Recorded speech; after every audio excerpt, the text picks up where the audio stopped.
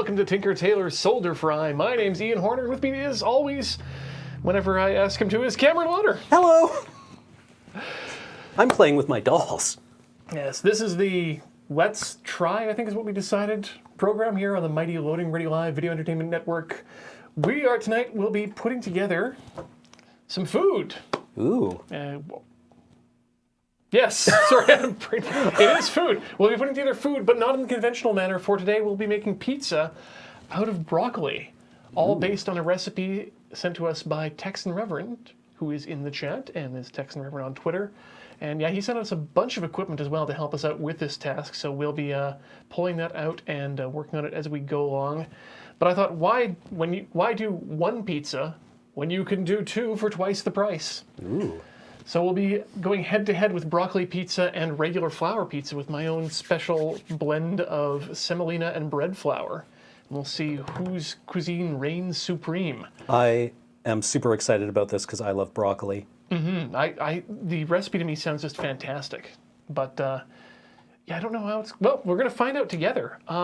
So, with that, Cam, what are you doing today? I am painting our Silver Tower miniatures. So I've already largely completed the Sigmarite War Priest, and today we will be working on the Mistweaver, who is the elven character. She is a wizard, and from what I understand, she has a lot of like what used to be called in the Warhammer fantasy lore gray magic, or fog magic, which is used for like travel and mobility. So yeah, I'm really looking forward to getting started on this. Excellent. Well, unfortunately, I forgot one thing. Heather, could you go fill up the coffee urn with some warm water and bring it in here? That's the one thing I forgot was water. Yes. Because we'll have to make our, we're going to start off making the pizza dough just because it takes an hour to rise, which I figure should be enough time to get the Texan Reverend's broccoli crust started and ready to go into the oven so they can go in around the same time. Ooh. So let's have a look here. First thing we're going to do, well, first thing you should normally do is proof your yeast. But that requires warm water, so we'll get to that in a second. And actually, I'm going to have her bring me some sugar, too. So I need to make some decisions fairly early on with this miniature about what it's going to look like when it's done. Because, as you can see, she's wearing, like, this long skirt. However, the skirt part comes off, showing her legs and the interior of the skirt and some of the mist that she is floating on. So we need to know what color her tights are and what color the inside of her garments will be. And I think I'm just going to stick with the gray theme here and use like a lightly colored or tinted gray, that starts off in like purples and blues. Kind of like what I did with our elf character from Hero Quest. Corey, got my mic. So we'll try expanding on that. Take care of some stuff, so vamp for a moment. Can vamp. Okay, so I'm going to use Vallejo model color German Luftwaffe blue, which is like a gray blue that I think will probably be a useful place to start off with. Going to put some onto our palette.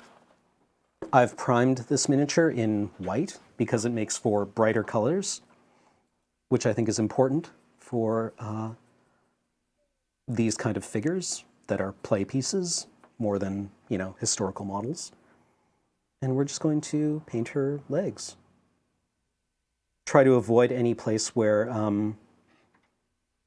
there would be contact between pieces, because model cement works by lightly melting the contact surfaces and then fusing them together again. So when we go to glue her skirt on, we will need to scrape the contact point to make sure it's nice and clean. Okay, and I'm back, finally. So what we need to do is put together warm water, a form of sugar, in this case honey, because I forgot sugar, And the yeast. I've converted my recipe to weight so I don't have to clean any more utensils. So I'm smart that way. So we're going to start off with the yeast, which asks for 2 teaspoons or 5.67 grams. So I'll just dust that in there.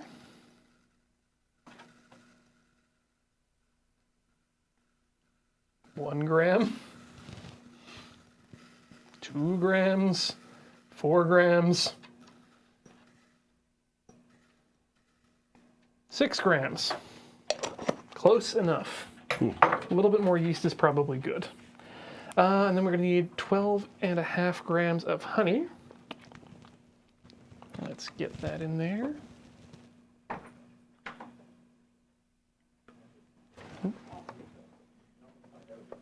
Make sure to 0 your scale.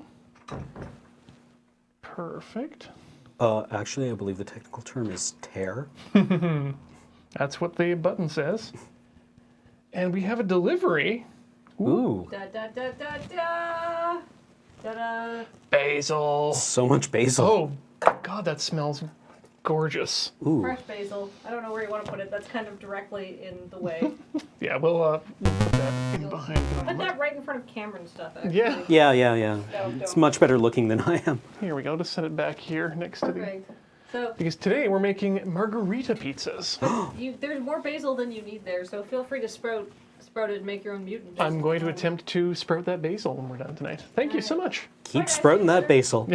Bye, Kathleen. Goodbye. Okay, so we got 12 grams of honey in there. Let's tear that scale again, right in half, and add 450 milliliters of water.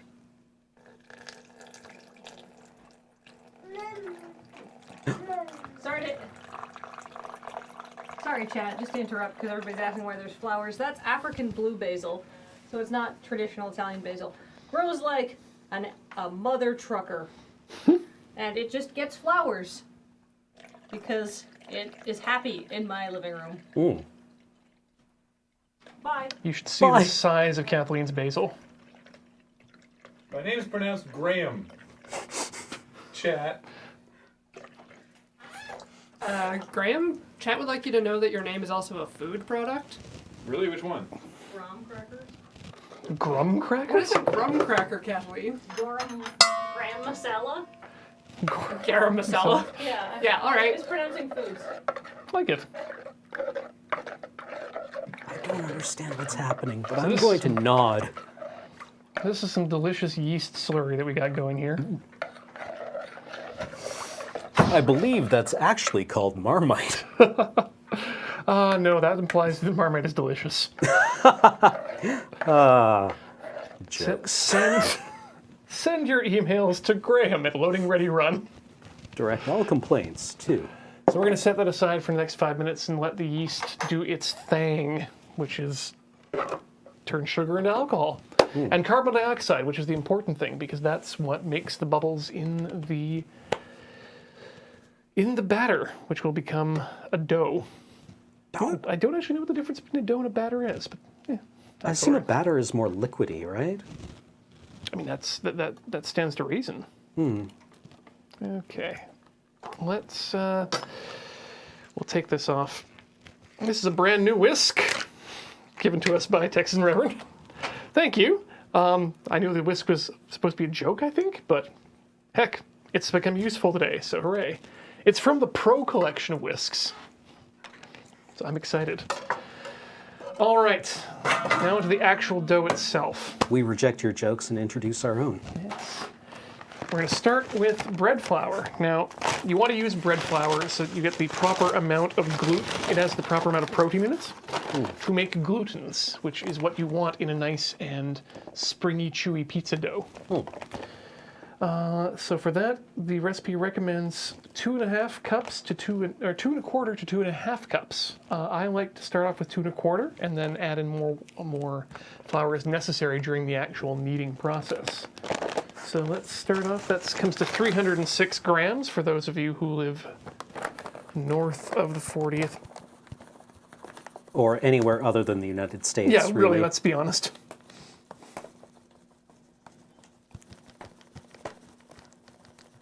all the way up to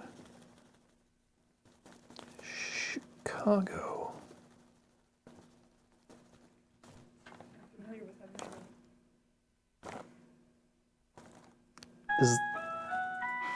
Is that a Top Gear joke? No, that's actually a Richard Cheese joke. Oh, Yeah. well. He was telling an audio story with the drummer. Okay. Who told the story by doing sort of Foley with the drums. Oh, okay, He threw okay. his boots in the washer. Crunk, crunk, crunk, crunk. Then I went down the stairs. Chung, chung, chung, chung, chung, chung, chung. Then I got on the train and rode it all the way to Chicago. And then the opening bars to You're the Only One start playing. Oh, You're the okay. meaning in my life. The inspiration, that's it. I should know that song because it makes you sad. Not you specifically, but anyone who's played Owen Don. Or Elite Beat Agents, that's the one. I keep getting them mixed up in my mind. How's that flour going? We're at the requisite amount of flour. Next up is the secret ingredient. So you got your bread flour, which is important. But what you also want to make the crust nice and chewy and also have that delicious taste of pizzeria pizza is semolina flour. Ooh. Made from corn. It's sort of a I want to say finer cornmeal. Mine is in this tub because the bag sprang a leak. And we need 1 cup or 167 grams of that. Let's tear the scale and pour it in.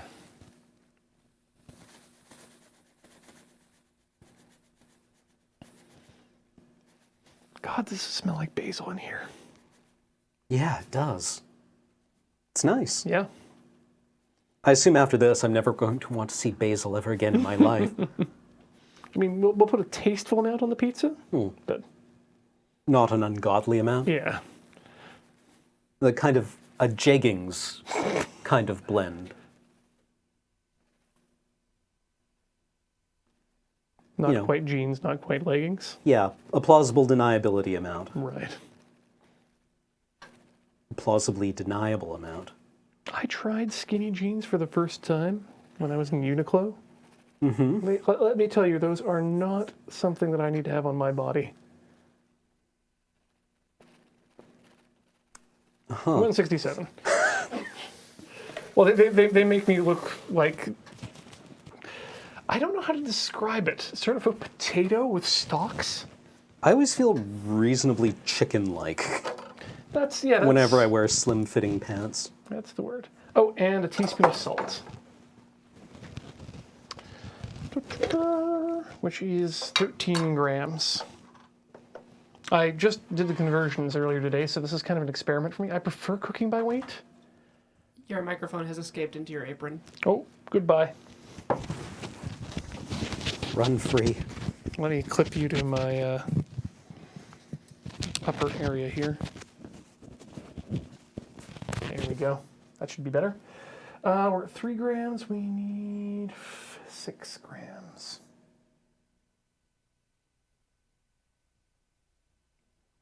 Some people think 6 grams of salt would be too much salt. Okay, good. So up next, That usually requires a follow-up statement, Ian. hadn't thought that far ahead. All right, whisk it all together or mix it however you like. The pre-mixing just helps the mixing process and kind of sifts it, which makes it easier to mix in the end. Okay, that is that. Now we're going to check in on the yeast, which has some telltale bubbling, not too much, but just enough to let you know that it's alive. Do you want to? Yeah, sure. Let's see if we can get it in there. Can you tilt it a little more? Okay, just a sec. Probably not Yeah, going to be that's viewable. There we go. Yeah. Just a little bit of bubbling. But that means it's starting. So once it gets all the good stuff out of the honey and and flour, it'll be good. Out of curiosity, will the honey affect the flavor at all? You know, I don't know. I don't believe so, because it's not an extremely sweet dough. Okay. Because sugar is a very kind of like, I guess we've been trained to think of it as a very neutral kind of sweet. All right. So this is my mixer. It is not a KitchenAid mixer because it's from the 80s. And it doesn't need to be a KitchenAid mixer because I was actually just looking at most KitchenAid mixers you get on Amazon these days. Any of the affordable ones top out at 300 or so watts of power. This guy has 550, which is what you want when you're kneading hard dough. A family friend tried this recipe in one of their Amazon mixers, the popular ones, and burned it out. Oh dear. Yeah, because this dough gets crazy. Stiff. Yeah, so what's going to happen, How loud is this going to be? this is going to get loud. It's gonna be loud and thuddy.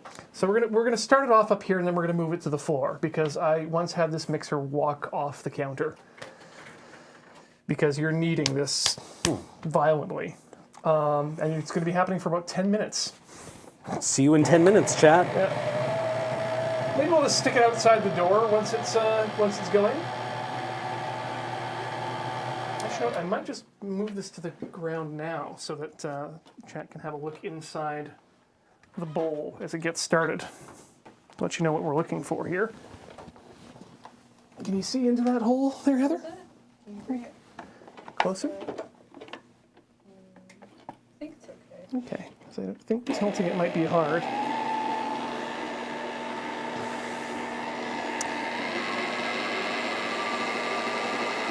Oh yeah, that looks just about perfect the way it's starting out. One thing you should also add, just to make the whole thing a little bit better, is about a teaspoon of oil. So we're just going to eyeball that, because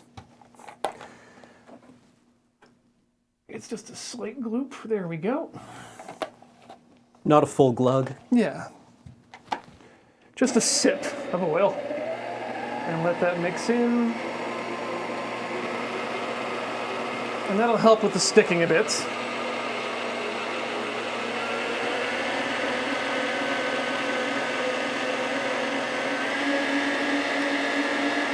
All right, that's starting to look good.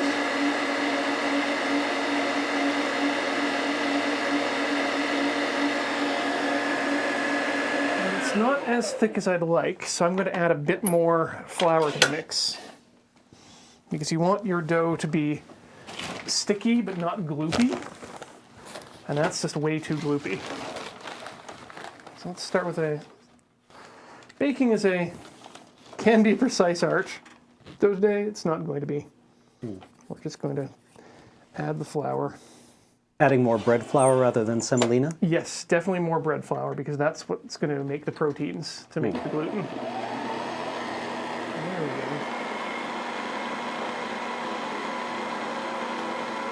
There we go. You can see it's starting to form up a bit there.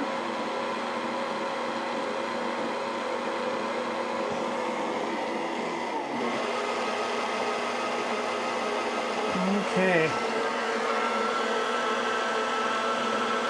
Yeah, it's starting to come together now.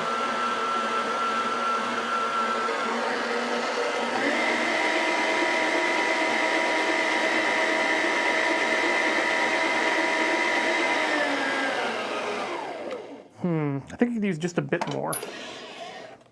Yeah, we're very close to what we want. Another small handful. It's about a quarter cup. Adjust as necessary. Oh, there we go.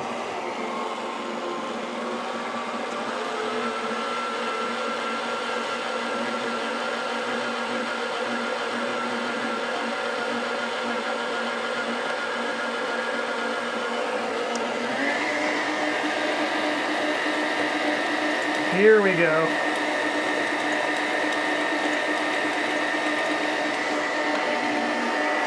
already start seeing those strands of gluten starting to form.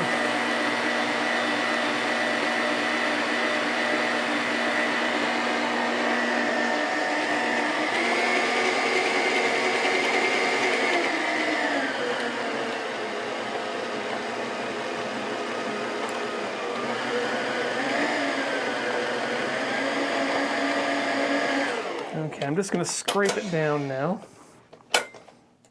Maybe just a bit more flour. I think I might have got things a little bit too gloopy to start with. Ooh.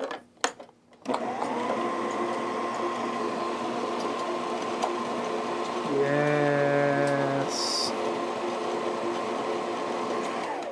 Okay, scrape down those sides. How's it going, Cam? Good, good. I've got a workable base coat of Luftwaffe blue. So we're going to let that dry before we can really get any more work done. What makes that Luftwaffe blue? I assume it is, what are they in models? Federal Standard Color? There's a very particular kind of nerd that goes to airplane museums with swatches of Effectively Pantone swatches? yeah, Pantone swatches, actually, to take pictures of the interiors of Hawker Hurricanes that have been unearthed from bogs so that precisely matched colors can be obtained. And this is one of them. I assume this was used on German military aircraft from 1940 to 1945. So it makes it a nice kind of neutral bluish gray. Okay.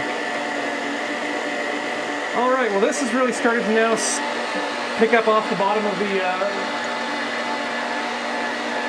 bowl there. So I think it's now ready to, oh yeah, you can see it's slapping around the edges. So this will form up into a solid ball, right? Pretty much. Okay. So we're going to put that outside and let it do its thing for 10 minutes. Hopefully it won't kill itself.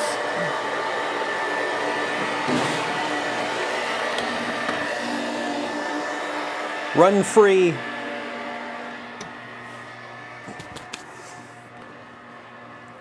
Hopefully Penelope won't find that. Yeah, that would be bad. I think Oh, Graham God. will understand that there's something running there, and maybe we should text him. Yeah, maybe that would be good. Is this what... I wonder if this is what being a parent is like all the time. I think you're right. Where you're just like, Friends put things outside for your child to die in. yeah, or like the constant concern that that is going to happen. Like, My apron again. Loading Ready Run says, well, great, now the stream is quiet, but it's louder everywhere else in the moon base. Oh, good, so he knows. there's an equilibrium. Okay, so we're going to make some more noise in here, because now we're going to start Texan Reverend's recipe, which calls for broccoli juicing. So let me pull that up, and it's been posted to the forums, so if you'd like to follow along, go to loadingreadyrun.com, click on the forums link, go to the streams, search for Tinker Tailor Solder Fry, and yeah, it's the last post. Have we converged on a pronunciation of solder? Solder. No. Reasonable. All right. So, what you need for this is 2 larger or 2 to 3 smaller heads of broccoli, which should yield 2 to 3 cups once processed. We're going to cut the florets, and we don't want too much stem, and then run the florets through a juicer and discard the juice. Now, I've been told we should maybe give the juice a try, just at least once. Yeah, I'm game. Yeah, I'll take a sip, but... Okay, which means we need to get this sucker hooked up. I've never been particularly into green smoothies. But, you know. I had a wheatgrass phase where I thought about growing it, and then drinking more of it, and just realized it wasn't worth the trouble, I thought. I think I'm going to need another extension cord if someone could provide me with that. Yeah. Let's flip that around there. Don't mind the whirly gig. Okay, and I guess we'll just wipe out this bowl with a clean cloth that I washed before we came on stream. That's going to collect our juice.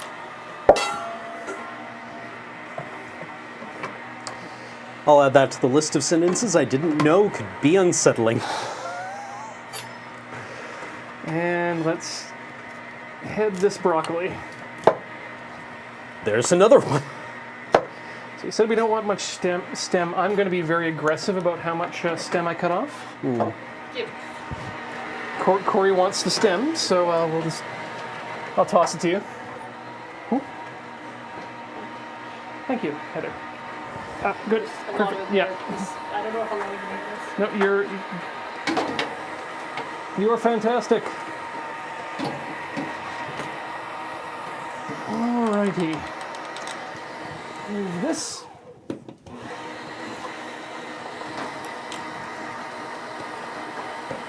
It's the great thing about analog machinery, you can just unplug it and then plug it back in and it turns back on. No reboot cycle or anything to worry about. Okay.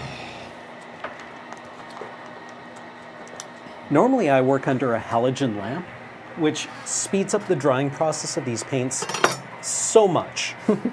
Because you can just hold it up to the lamp, and when the steam stops coming off, that's when you know it's dry. More broccoli, Corey? Oh yeah. Where's my bag? Ah, there it is. Broccoli stalks is good. This is where the trash goes. Right here on loadingreadyrun.com. True facts. Don't fill up on stock though. There'll be pizza later. Where does the trash go?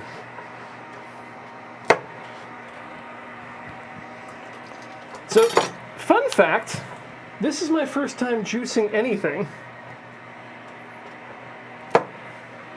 So I don't know how it works, but we're gonna find out.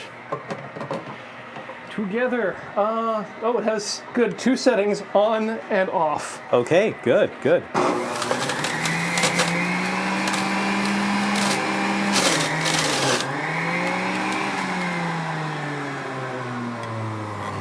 Oh my. We're gonna need that that cloth there. Whoa. Ooh. 9. Everything's fine. Yep. Let's see here. I think we need a different glass to collect the juice out of, because it just comes. There's not enough. I'm surprised it doesn't have like a spigot of some kind. Well, it does have the spigot, but unfortunately the bowl is too big to go into the outlet of the spigot. So we're going to send our assistant Heather to procure us another receptacle. But that's some good juice there. Yeah, it's vibrant. I wasn't. I don't think I was ready for how fast. Yeah, that'll probably do. I mean, then we can empty that out into the thing if we want to later. I was not prepared for how fast this works. Did it just kind of like wood chipper it? Well, yeah, I'll let you have a look here when we get the next batch going. But that was. I thought this would be like a slow, grindy process. Mm-hmm. You know, like milling wheat. Oh, okay, right. Yeah, this is. You're right. This is very wood chipper-esque. And here you're using the broccoli in lieu of the flour? Yes, this is going to be the. I'm guessing this is going to be the substrate that will be bound together with cheese and egg Go on. in order to make a crust and then baked. Okay, so you can see the tube at the top here is filled with broccoli. Watch it go away. Cool.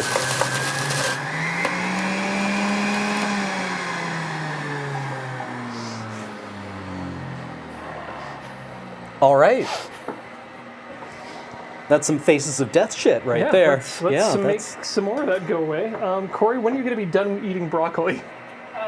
Almost. Okay, let's put this aside for you there.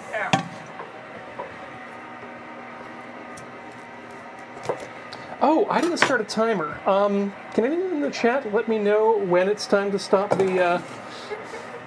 And then just go and get it 30 seconds before that. I mean, the nice thing about this is that kneading is... just more kneading is good. Oh, okay. Like, you're just going to get longer and longer gluten chains. It'll make it more difficult to roll out, but I don't see a problem with that. Ken, did you want any broccoli stem? Chat immediately says stop. Immediately says stop. It is time to stop. You're late. It is time to stop. Stop. We're at now. What We're about at then? now. No, that is correct. That is what it says. Okay. Let's go have a look at how that's doing. Do not knock over the green machine. Oh, yeah.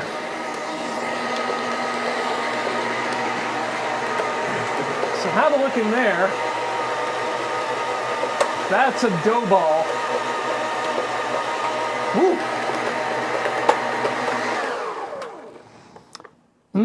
That's smooth dough. Drip off there. Let's open it up. Oh, like ice cream. Look at how cleanly it comes off the dough hook. Oh, yeah. And so the test for dough is the window pane test. To see if you can get it long enough that you can just see through it. And yeah, I've almost got it to a window pane like consistency. This is going to be some good dough. So we'll use the scraper to scrape the rest of that off. And then it's going to take itself about an hour to rise. In which time we'll finish up the rest of the broccoli recipe.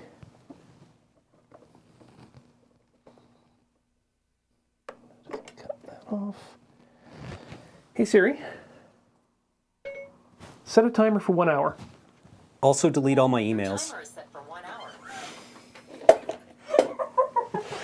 I'm sorry. I'm sorry. I had to check. So I don't think that's right. Ian just stabs me. Technical difficulties. With the dough hook. Yeah. I know what you ate last summer. We'll put those in the dirty dish bowl. And we'll wash those off during the break. Wow, my apron's not sticking on today. Gotta rub that excess dough off. Okay, back to making fiber happen.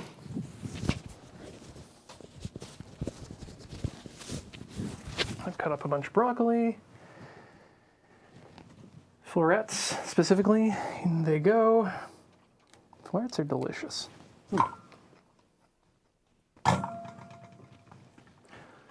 Now is the time in the show where we talk about the Brassica family.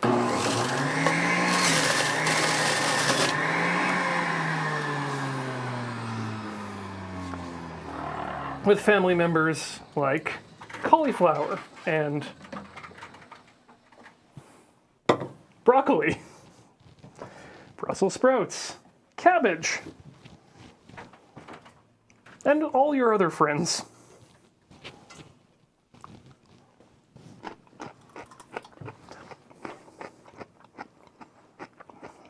All these different, what we think of as different plants, are actually one plant.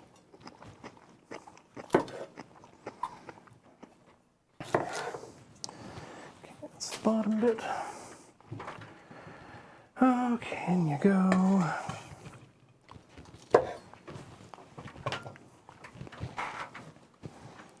can get one more in there.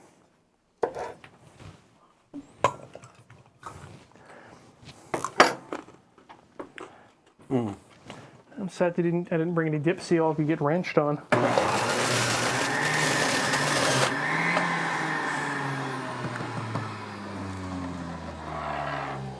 Well, with that image. Carry on.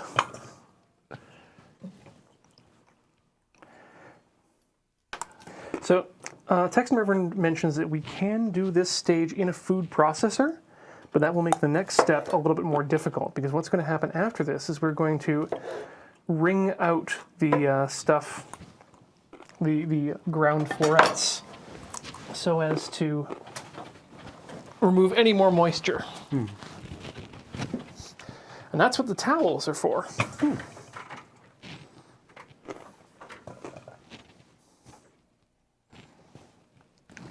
Looking at here, 8. We got good timing going here on so far as well. Okay, that's the last of the broccoli. Have at it, broccoli eaters.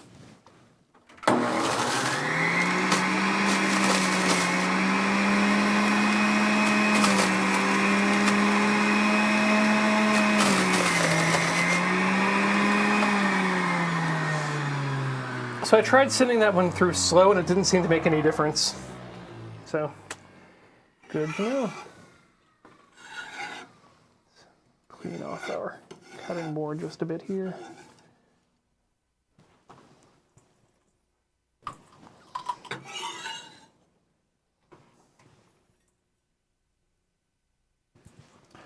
All right. Crunch, crunch is all we hear. Do you have the mic on at least, Corey?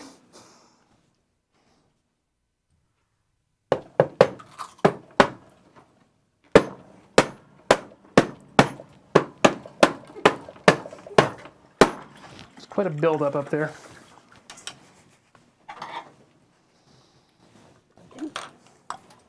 Texan Reverend says, please don't let Ian forget to heat up the broccoli pulp before wringing it. Ooh. In the microwave, yes.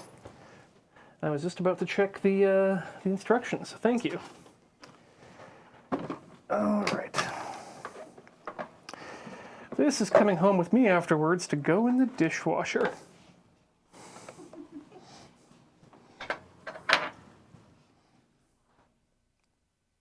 Oh my. Oh, what a... Wow. Is it fluffy? It's kind of fluffy. It's kind of... What an interesting texture. Yeah. I think I'm going to want the spatula for that, which means I'll need to clean that off in a second. I'll probably end up just doing that when I go to microwave it. So just imagine me cleaning this out with a squeegee scraper. They're not spatulas, but we always call them spatulas. Yeah, they're just the silicone, excuse me, scraper? Mm-hmm. Right.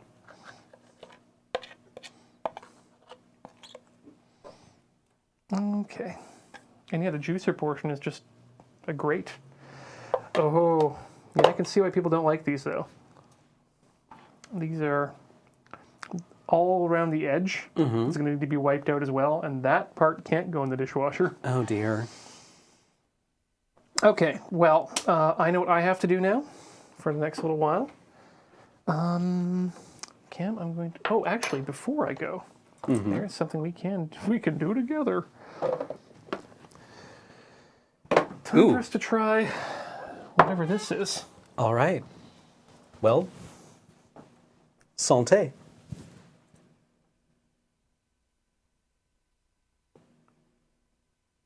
That's broccoli, all right. Come by.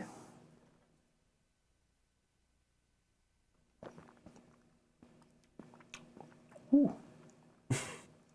Yep, that's... It's a very unexpected way of experiencing broccoli. It's actually a little bit more bitter than I expected it to be. I think if we went with the stem, it Yeah. would probably end up being sweeter. Yeah. Because these are the florets, which are, like, they're tiny flowers unbloomed. Yes. Okay. Yeah. So yeah. there's yeah. a lot more in there than just starch and fiber. That's all the sex Heather, parts. Corey. I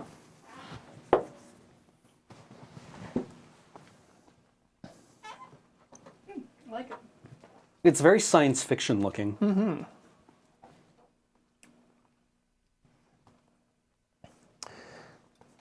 Anyway, Corey, if you'd cut my mic. It smells like a lawn. Yeah. I'll be right back. All right. Oh no, that stays. You have to finish that now. All right. So I've applied a layer of World War II Luftwaffe blue to my Mistweaver. And over the white primer coat, it has gone on very nice and smoothly. It just kind of like, I use white primer on this because it just drinks up the pigment, and you can use very, very thin coats so that no detail is lost. And I've done, like, if you watched my previous stream with the Hyperion War Priest, Excelsior War Priest, one of those words that means higher, with this guy, you'll know that I didn't really, like, I didn't have a uniform color for him beforehand. But with this, I wanted to make her look like she was materializing out of fog, I guess. So we're going to have this gray-blue color as the base, and we'll work from there and blend with other colors to create all the textures and contrasts that we want. So where to begin? Okay, we'll need to do her tights. So I think so that we can actually move on to gluing the skirt on. So I think what I'm going to do there is I'm just going to actually work up through white and make those actually just kind of the smoky gray. So we'll blend some white paint with our existing blue-gray.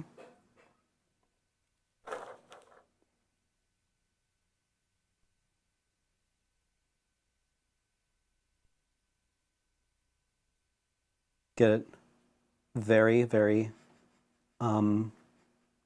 watered down. What's up, Corey? Good broccoli? She's laughing at what I'm doing. Oh, yeah. You know what? Yeah, now that you mention the lawn smell, it smells exactly like fresh cut grass, which is not something I ever really expected to try. I've been eating broccoli for like 10 minutes, so I couldn't actually taste anything when I drank that. Yeah, I guess Yeah, it does it kind does- of pave over the palate, doesn't it? It does smell like a lawn.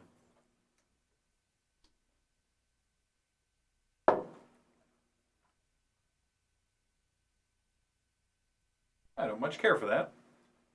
Is Penelope still here? No. It would be very healthful. I mean, like, yeah, it tastes fine, and I actually quite like broccoli, and I'm even fine with the taste of raw broccoli. It's not the taste that's the problem. It's just Yeah, that's not how I ever expected to experience broccoli. no, nor do I especially want to. Want some?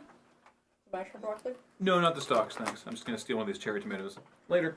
Peace. Are you out? Nope, not yet. Okay.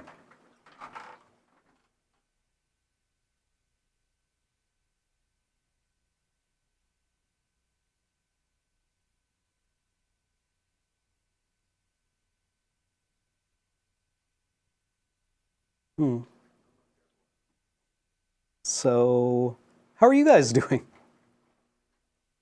Out there in Twitch land. Some of them are speculating that the green was actually your dip cup for your brush. Oh, and oh, not oh, oh, oh. broccoli. Gotcha. Yeah, no, if I had been doing this, I would have known all about it. It tastes chalky. It's very Have you done that before? of course. Yeah. It's inevitable. You know, you've got a cup of coffee or a beer or a Coke or just another cup of water. And the problem is that your thinner cup is almost necessarily one of the cups that you drink out of at some other point in your life. So when you see it out of the corner of your eye because you're focused here and you reach for something liquidy, it's of the correct weight and feel, that you just kind of bring it up and realize that you've made a horrible mistake. And then you get over it, and life goes on. It's just a thing that happened to you now. Goriam09 asks, Cameron, what's the favorite thing you've ever painted? I think the favorite thing I ever painted was a friend ordered a Warhammer 40k Tau Barracuda, which is a resin fighter, like fighter plane, for the Tau, who are like these very heavily Japanese-influenced. They use a lot of mecha, and they have very light, fast battle suits. So this fighter plane was, it was very kind of. I'm trying to think of the adjective here, but it looked like it should have been underwater, right? It was very sleek, and it had a lot of like neat moving gun turrets on it, and it came out looking pretty cool, I thought.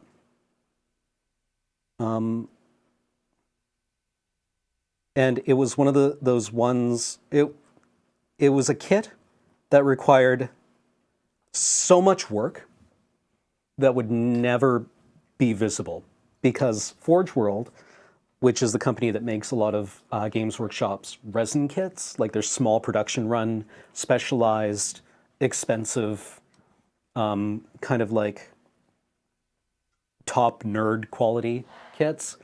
The resin molds only last for a short time, and they are never very high quality to begin with.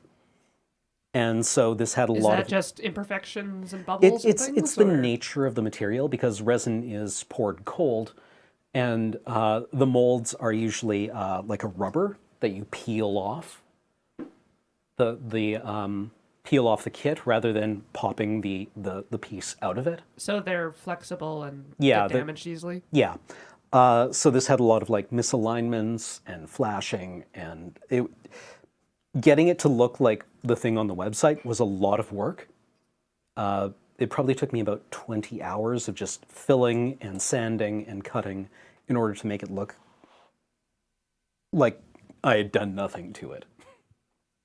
But it's the kind of thing that, if you hadn't done, the entire thing would look terrible. So it was really gratifying when I handed it off to my friend at the end, and he looked at it and said, "Is it done yet?"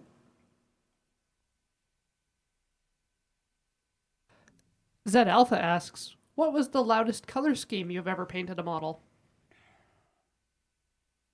I was helping a friend finish an Eldar army the night before a Warhammer tournament. And it was one of those nights where, when you go to a tournament, you have to have your army painted.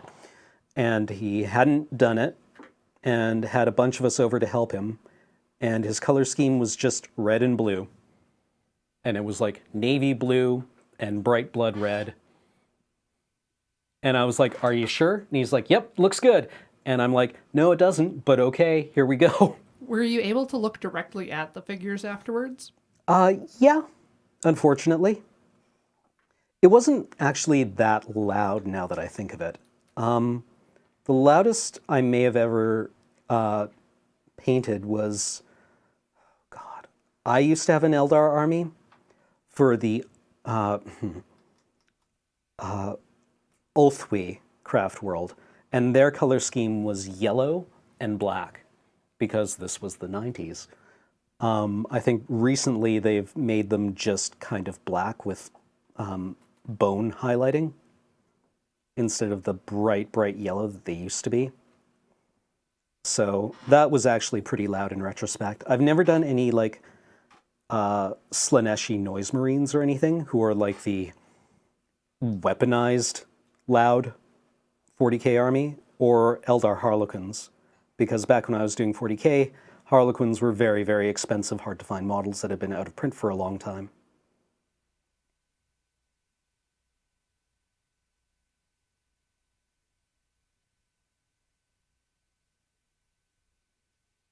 So we're just trying to find, decide where the high points are on this model, because it's not so much a matter of 3D topography, but you need to figure out where your light sources are, and where the highlights will be once you've figured that out. So if you imagine like casting down from above, then you can kind of start to get a handle on it. But this is complicated by the fact that I also want this model to feel almost like it's transparent, which is probably not something that's going to work out terribly well, since I don't quite have that level of skill.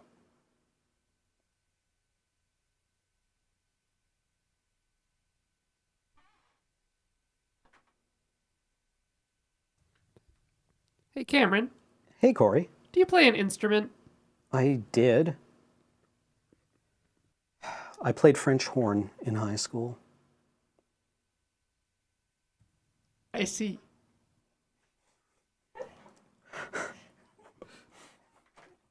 That's not quite the worst response I've ever had to that. The worst response I've ever had to that was with a girl I was crushing on who asked me if I had ever been in band. And I said yes. And she's like, "Did you play French horn?" And I said yes. And she's like, "I knew it." I mean, there's like a list of 3 things that you could have played, and that was one of them. What were the other ones? Let's see, clarinet. Fuck you. No. What's the other one? Wow. The drums. Really? Yep, drum kit.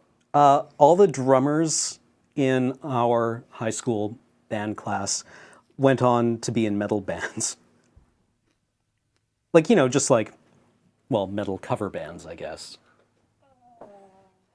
And we're back. How's it going, Cam? That smells good. Corey just accused me of playing the clarinet. Hey, Ian, if you saw Cameron in a high school band, what instrument do you think he would play? I mean, you've already given something away by saying it's not clarinet. Son of a bitch, Ian. Really? Oh, no. I mean, it's like a bass clarinet. A clarinet can be a fine instrument. But... Oh, no. Contrabass clarinet. The man I know who played contrabass clarinet was taller than I am. And he played an instrument that was taller than he was. That's a powerful instrument. However, I peg you as one of those people who plays brass, but not conventional brass. Not like a trumpet or a trombone. And you're too refined to be a euphonium player. So I'm gonna go with French horn.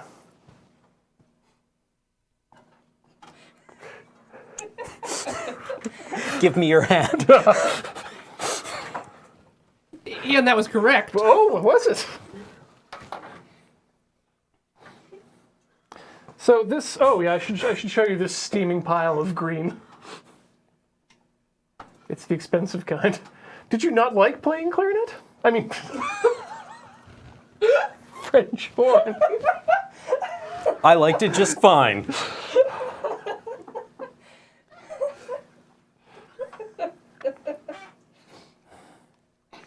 I assume you've heard the one about the triple tonguing? And sticking their hand up your butt? Yes. I mean, you were in band, of course you heard that. Yeah. All right, so next I am supposed to, thank you, by the way, for handing these. They were, text and Reverend, they were very useful for actually taking hot things out of the microwave. The instructions now state that I am to wring this out and, quote, really torque on it. I want to squeeze out as much water as possible. This way you get proper pizza crust-like crust instead of crumbly messes, thus ensuring the pizza has enough structure to keep it from falling apart when sliced. So what brought that on, by the way? The musical? Yeah. Oh, that was just me. I hate you. I had a second Why? bowl here. I just wondered. I was curious. It's like you open yourself up to like So an was I. FM or So Curious was I. Cat, That's how you wound up and you were playing like, French horn. Corey, You were do you have any curious. questions? Did you play an instrument? I did not. I still don't, although I own several. I've been trying to teach myself to play piano. Julie showed me where to find middle C. I've been working on it from there. Yeah. You done any scales? No, but I'm trying to learn, like, I printed off the sheet music for a bunch of Steven Universe songs. Cool. Yeah. That's hot. How am I going to do this? You could remember most of the notes for the keys. It's fairly straightforward. It's just a matter of, like, dexterity. Yeah. I figured if I could play Dark Souls, I can probably play the piano. Oh, You've yeah. got, If you've you got can- a wide finger span, so you'd be fine. Yeah. If you can catch a wrench, or if you can dodge a wrench, you can dodge a ball. Oh, that's from my What is the Dark Souls of instruments? piccolo. Pipe organ. My favorite record. Okay, wow. Okay, I guess we're doing this conversation now. I have a recording of Glenn Gould playing the Goldberg variations on a pipe organ, and it is noteworthy for how awful it is.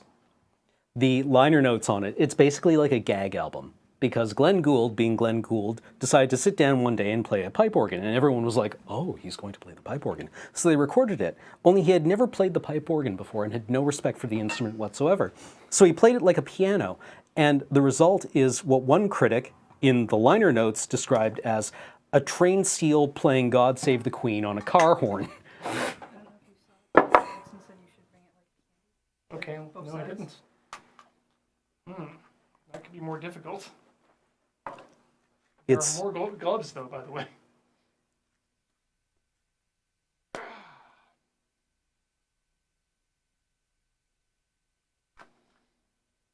I didn't know there was a wrong way to play the pipe organ. turns out, Yeah, even the great Glenn Gould. yeah. Just because it has a keyboard does not make it a piano. No. So I would like to learn how to play the harpsichord, to be honest. Because that has a hidden versatility to it. Well, it only has one volume, right? Like, when you hammer on a piano key, or if you just, like, tap it, right, you get different volumes. But because the harpsichord plucks a string, it only has one volume. It's only on. It's a digital instrument, hence piano being called the pianoforte, for both soft and loud. Has chat decided to just completely assassinate my character as a French horn player? No, Kate came up and saved you. Oh, really? There was a request in the chat Well, there we for go. us to play 20 questions, but it's actually just me asking you 20 questions and not related to the actual game. Move on to question 2. What's your favorite book? It's probably still Neuromancer. 2001. Wintermute's a dingus. Yeah, Wintermute's a bad person. But it's fascinating that Wintermute is a person. How long has it been since you've read it? Probably about a year. I reread it whenever I get bored. I just today got my copy of Uzumaki by Junji Ito in the mail. Have you read that before? No, I haven't. It's amazing. Yeah, I didn't realize it was like manga style, so I flipped it open and started going through it like a normal book, and now spoilers. Spoilers, everything goes poorly. Yeah, It's a Junji Ito book. yeah. Well, I don't think Junji Ito's Cat Diaries ends that way.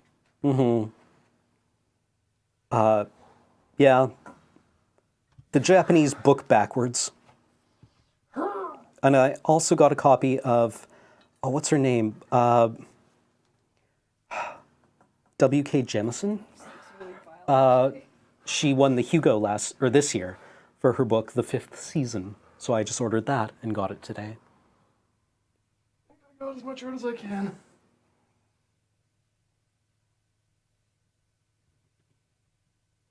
Yeah, let's unwrap this horrifying mixture of broccoli pulp. Oh yes, that's crumbly.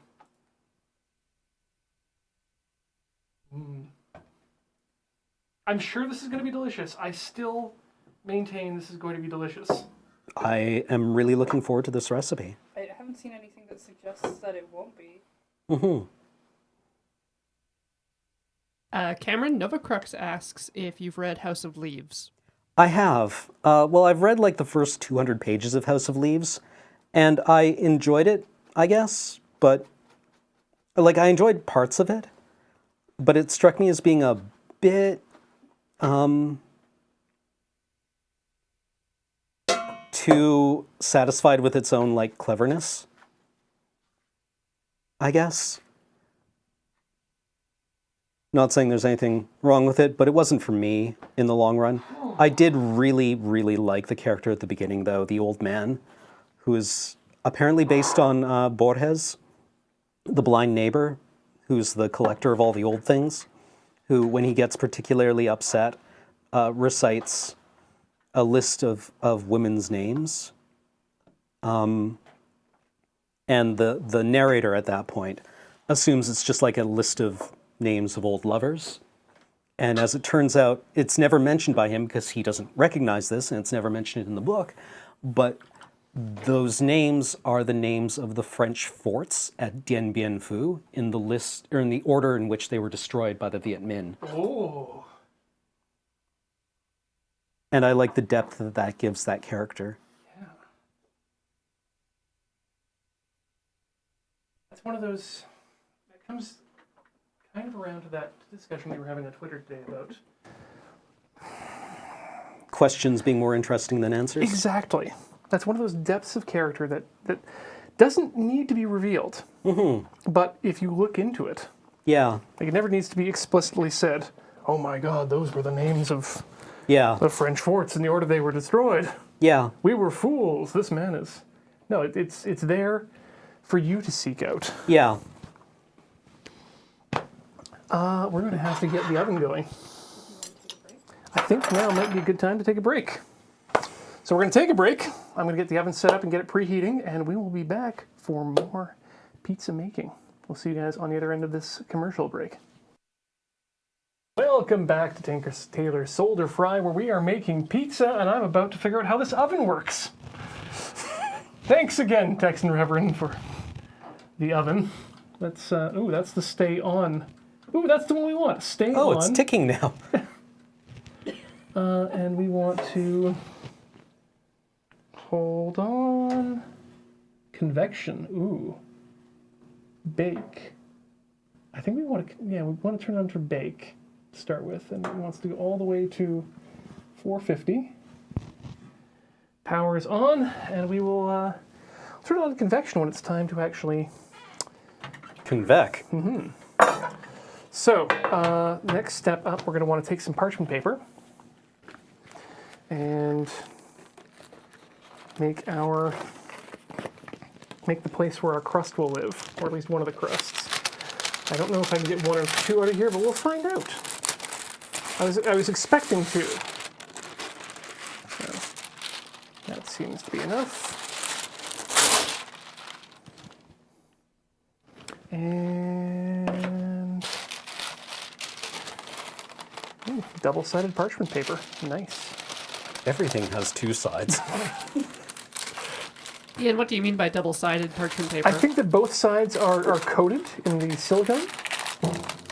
Ooh. But yes, everything has two sides. From my point of view, the Jedi are evil.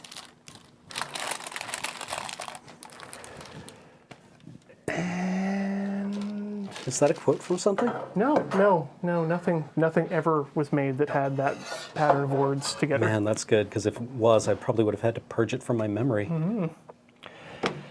Okay, so we're going to dump the dry broccoli into a large mixing bowl and add a half cup of shredded cheese, which I have not yet shredded. But we're going to need cheese, so let's cut it and then shred it. You're cutting the cheese. Joe X. Perhaps, no, actually that's fine. I didn't need to worry about leaving that out all this time at all. Except for the shredding part. And I just noticed I brought the wrong side of my grater. So we're gonna have fine shredded cheese, which is actually probably what we want for mixing up a crust. What an exquisite noise. That's my skin.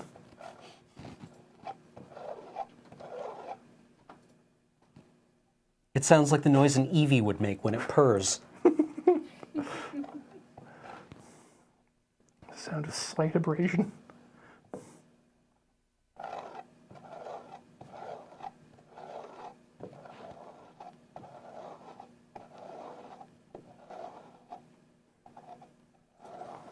A little bit more difficult because the cheese has become warm and pliant. All right, Cameron. GCU, of course I still love you. Would like to know if you've read Annihilation. I have not yet. I need to start on it. Thank her very much for sending it to me. I need to start it. It looks really cool. That reminds me I need to send her a book as well. Shit. Well, you just got a couple today, so... Yeah. Man, you haven't started them, I have so they're not. fresh. Yeah. Spines unbroken. We'll have to go over after this and just crack those spines. Just bane them up. Do you crack the spines? No, I can't. I feel bad. So we add this half a cup of cheese, which I'm just going to eyeball. Well, once we get into it, and a large egg. I'm going to break this up with a whisk a bit first, just to introduce some air. So I think what we're going to want to do is spread the egg as much as possible amongst the broccoli slurry, and then reform it into a patty-like substance. This is pretty dry. You want to hold that about an inch forward, Cam? Yeah. So right now I've decided that the elf's leggings and the mist that she is flying on will be basically the same color. I wonder if we were going to go for a Jubilee type costume. Not for this. Maybe if it was the 90s. I mainly know Jubilee as a character who shoots fireworks for some reason. Near the end of the theme song. Yeah.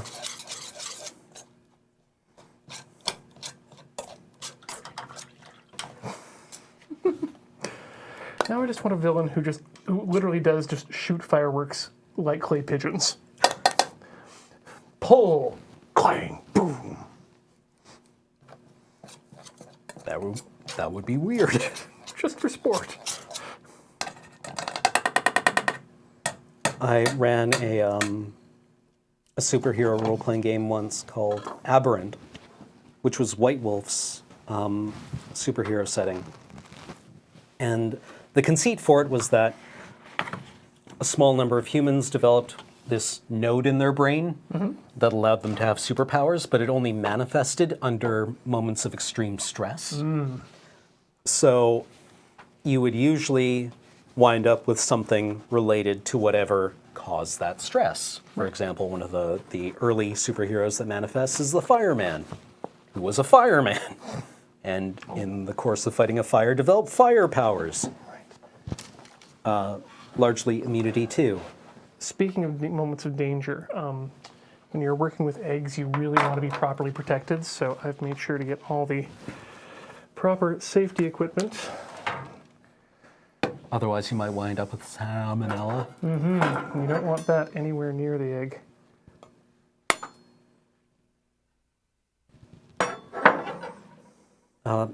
Anyway, the point was that you wound up with a bunch of people who were like, or who had been something in their previous life, like a lawyer or a doctor or, I don't know, a machinesmith, and got into a car accident and wound up just being indestructible and wandering around being like, I guess this is my life now. I'm indestructible. Yeah, I need to eat 40,000 calories a day. Right. And I can't afford that anymore. And now, of course, if I try to do the hero thing, I'm going to be targeted. Yeah. I guess I'll just start selling Coke. Yeah. Yeah, really, I mean, villainy pays probably a lot more reliably and better if it's... Not cocaine. Oh, okay. There was just, you had a lot of opportunities for endorsement in Oh, Aberrant. okay. I'll just stand Do you on want the to sell Nikes? street corner and sell Coke. What's your superpower? I control time. Cool. Timex? Yep. How about Reebok? Because Rolex doesn't need a spokesperson. God, that's... Or do you want to cut ads for McDonald's? That's kind of the saddest thing.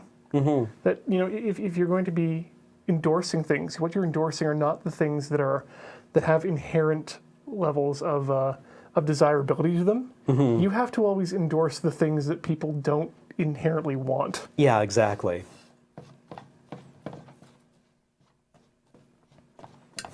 Speaking of which, Tinker Tailor Sold a Fry is sponsored by it's Hamilton. Yes, you. Oh, ouch. Burn. Oh yeah, that looks good. This is going to become a crust. He said, hopefully. I'm going to ask Texan Reverend in the chat. Do you think that this is enough to do 2 pizzas? I think that's going to make the most sense given the size of the pans we have available to us. But if I am wrong, do tell me now before I go any further. But it looks like it's definitely in such a state that it will become a crust. We'll use this for later.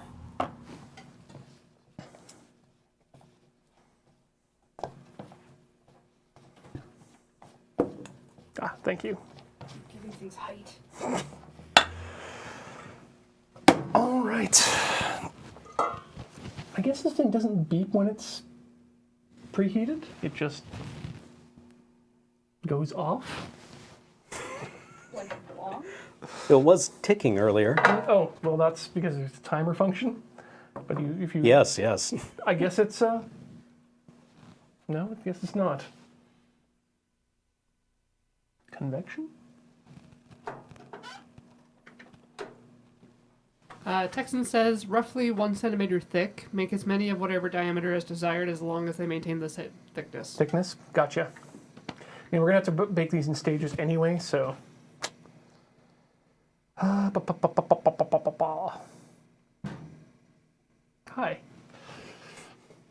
Oil, that's the next step.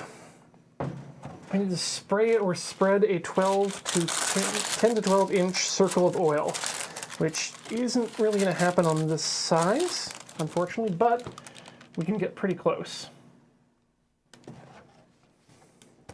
There comes the experiment. A dollop of oil. Thud. Yeah. Spread that around with a spoon.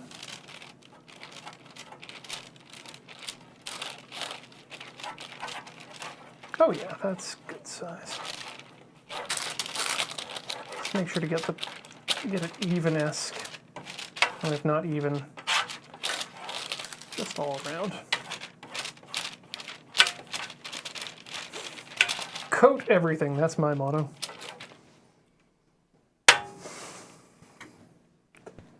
Cam, have I ever said how much I love having you on this show? No. I absolutely love having you on this show. I mean, I'm assuming you're doing these things to me on purpose. Corey, next question.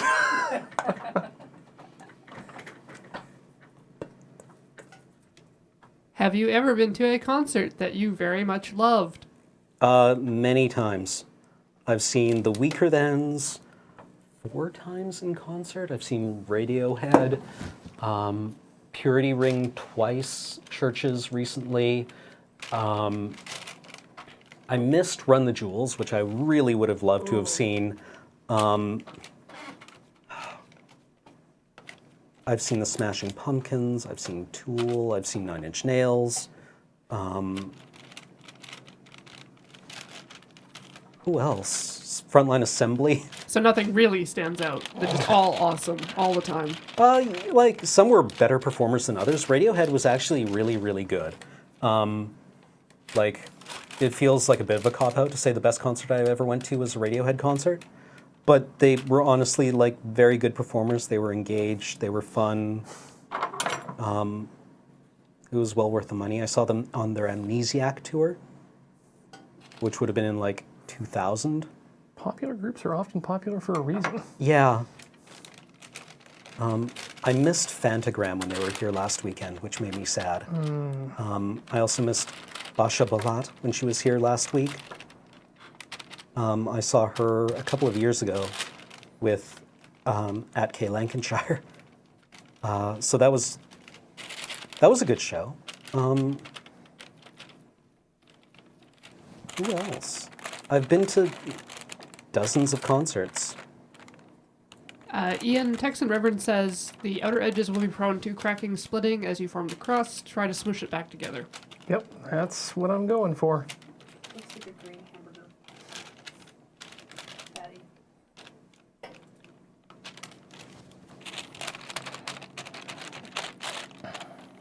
Are these your questions, Corey, or is chat submitting them?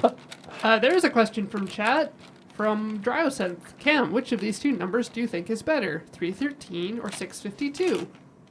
I really like the symmetry of 313. That is all of our chat questions. Okay. Happy to help.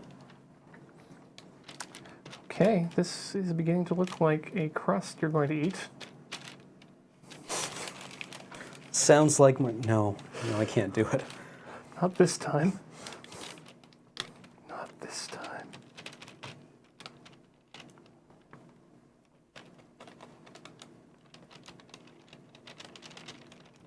Okay. I've attempted to make this as coherent as possible, with no cracky gaps.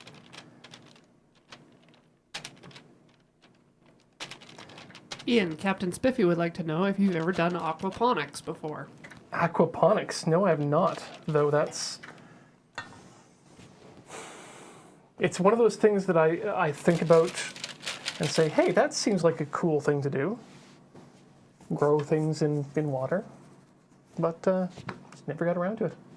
Perhaps sometime on this show we can do a very long segment on aquaponics. I think this is getting close to ready. How are aquaponics different from hydroponics? That's a very good question, actually. You grow fishes, You grow fishes?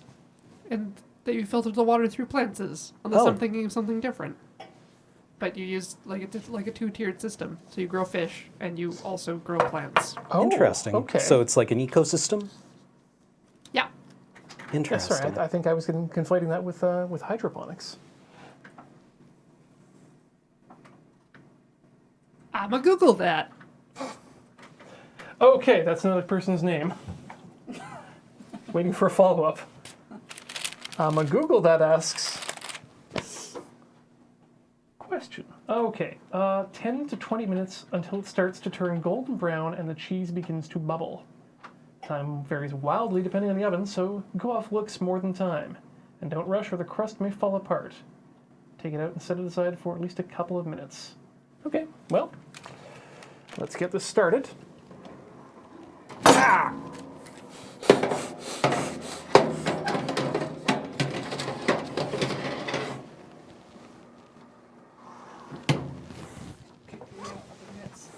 I will next time. This part right here is hot. So don't touch that with your thumb as you go at it from a direction that was not intended by the designers. I'll need another timer going. How long? 10 minutes. Okay. Actually, no, wait. I can just turn this thing to the 10 setting and then have a look at it afterwards. Don't worry. I'm not suggesting that 10 minutes is going to be exactly the time. 10 minutes is when I need to check this. Also, the ticking will give us a nice sense of foreboding. Yeah. In the meantime, I'm going to drain one of these sacks of cheese.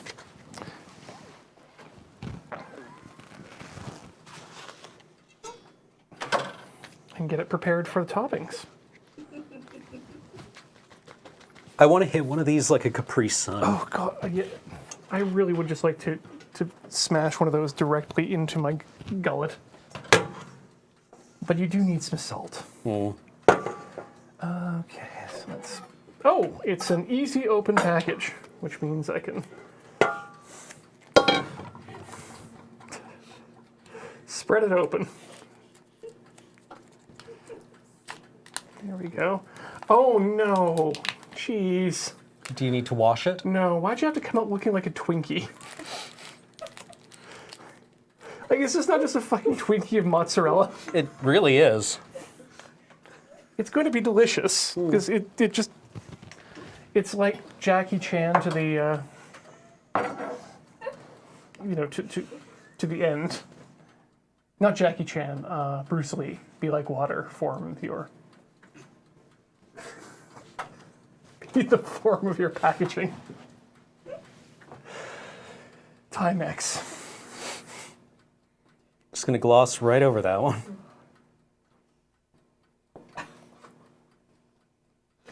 Didn't see a thing, officer. Cameron, Mecha Kuga asks if you ever used Tamiya paints, and do you like them? I do. They're fine.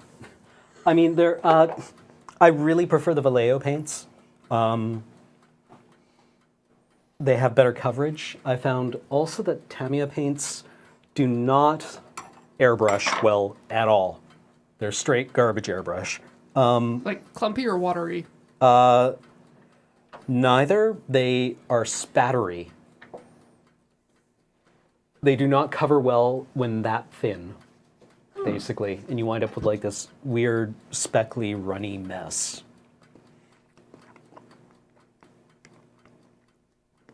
I guess my point is buy actual airbrush paint. The formulation is different enough that it matters. Oh, I think we're going to have enough. Ian, Yes. Sunsinger asks, have you ever made Applejack or any non-grape wine? No, I've not. But I have made a cider. So I guess that's technically not Applejack. Again, it was from a kit, but it was still good. I wanted to get more into cider and apple-based alcohol, but God, juicing the apples is such a pain. Applejack is basically like apple-based Everclear, right? I think so. Would you like some mozzarella? King? Yes. Thank you. You're welcome. I think we're gonna have enough. So. I'm a Google that asks Doctors Horner and Lauder, what's the strangest pizza you've ever eaten? I used to think that hot dogs and corn were strange on pizza, but then I spent enough time in Japan to know that it's actually delicious. I ate a pizza in Mexico once, unwisely, because I was 8 and a little shit and complaining about not eating pizza for a week. So my parents went to a pizza place, and that's how I got food poisoning in Cabo San Lucas. Wow. Make sure to boil your pizza before eating it, I guess. Yeah. I remember the name of the pizza we ordered. It was the Confusion. Really? What? Yep. What was on it? I don't remember. I want to say potatoes. Also good, yeah. I mean, theoretically. Yeah, if you take out the food poisoning. I'm going to slice these tomatoes in half too, because that way we can expose their innards to the heat of the oven. Ian, what was on that pizza we had at that Indonesian place in Japan? Curry? It was just And a curry cheese? pizza? Yeah. And Japanese curry too, if I recall. I mean, the strangest pizza I've ever had that worked was from Pizza 73 in Prince George. And it was mushrooms, pineapple, and chilies. Oh. And it was really good. I would never have believed it, but the friend who recommended was like, I would never have believed it, but you got to try this. And it was good. I highly recommend it if you are looking for a vegetarian pizza and want something slightly different. The flavors just work nicely with each other. It sounds, yeah, I can see how the chili would be nice with that. Like the sweetness of the pineapple, the earthiness of the mushroom. Now, for sauce, I brought two options. Pizza sauce, authentic, from Unico. Other brands are available. And Unico tomato paste, Italian herbs edition. I prefer to paste myself, just because I like a drier sauce on my pizza. Okay, yeah. But what yeah. do you like? I prefer the paste. Paste it is then. How did you come to Unico brand? There was nothing that was more, I want to say, authentic. And Unico is plenty authentic on its own. I mean, it's tomato paste. There's not much to it. Take tomatoes and render them down to their base paste. Smells fine. Tastes fine. Looking forward to this, actually. Me too. Okay, so the bottom's bubbling a bit, but that's mainly just the oil. Wonder if Heather can get in there at all. I don't want to. I turned the oven, but I don't want to touch it. Yeah. You got it? Oh yeah, there you go. Maybe if I give it a little bit more light. Wow. Dark, but But yeah, no, good camera work. No, that's not going to help at all. yeah, the reflection is a little rough. But But it's definitely cooking. I think it's definitely going to need the 20 minutes, shall we say? Oh, maybe not. I mean, if it's not done at 10, check it again at 5. Maybe. Yeah, it is starting to bubble at the top a bit. So I think you're right. 15 minutes might be the optimum time. It's just better to check at a halfway point rather than giving it a double. For those not able to hear, Heather saying it's best to actually check at a halfway point. Sort of Zeno's paradoxness. Well, you can also work off the assumption that whoever told you how long it takes probably had a fairly good handle on it. Yes. And if it doesn't take quite that long, it might only take a little while longer rather than much longer. Exactly. I mean, it's not going to uncook itself. Not in the entire length of the universe. Thanks. Entropy. Fentropy. That's just going up there so that I can place the pan on top of the oven rather than here next to the tomatoes and especially the melty cheese. Okay, got spreadables. Now we should pick some basil. I can guarantee this is pesticide free because I'm pretty sure that, well, yes, as he says, guarantee then pretty sure. I'm reasonably certain this is pesticide free, as I'm quite certain that Graham and Kathleen do not spray the inside of their house. You mean with their infant daughter and 2 cats? Yeah, that seems like a good idea. So I think we probably just got used to the smell of the basil, but when you get it up close, oh boy, does it come back. African.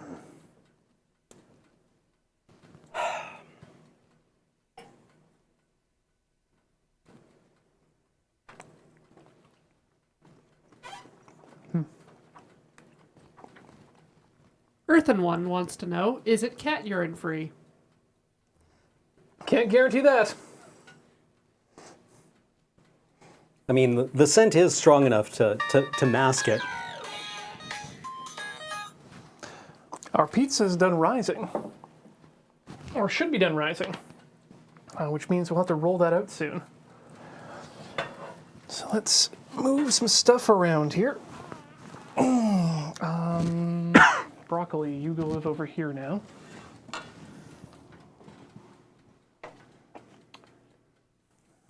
Dab or good flu discipline.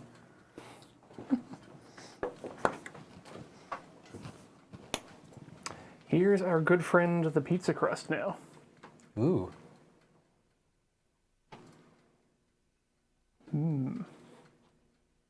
Can't tell how that looks to you guys because our monitor is all effy. Very white looking. Don't you call me that. So we're gonna have Yeah, rude. we're gonna have I'm to sorry, you're white too. It's the nicest thing anyone's ever said to me. set that on the floor and wait. Yeah, we'll let this rise a couple more minutes because this is just about done, and then we can get it actually baking while we deal with the pizza crust.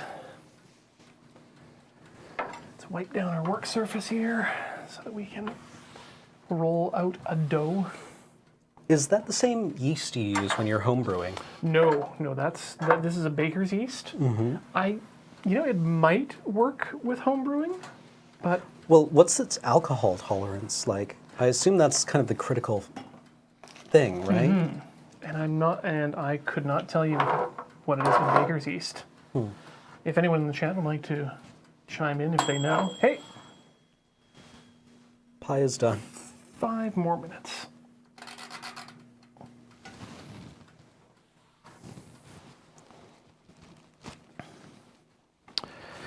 But in doing the same yeast does react differently to different conditions too.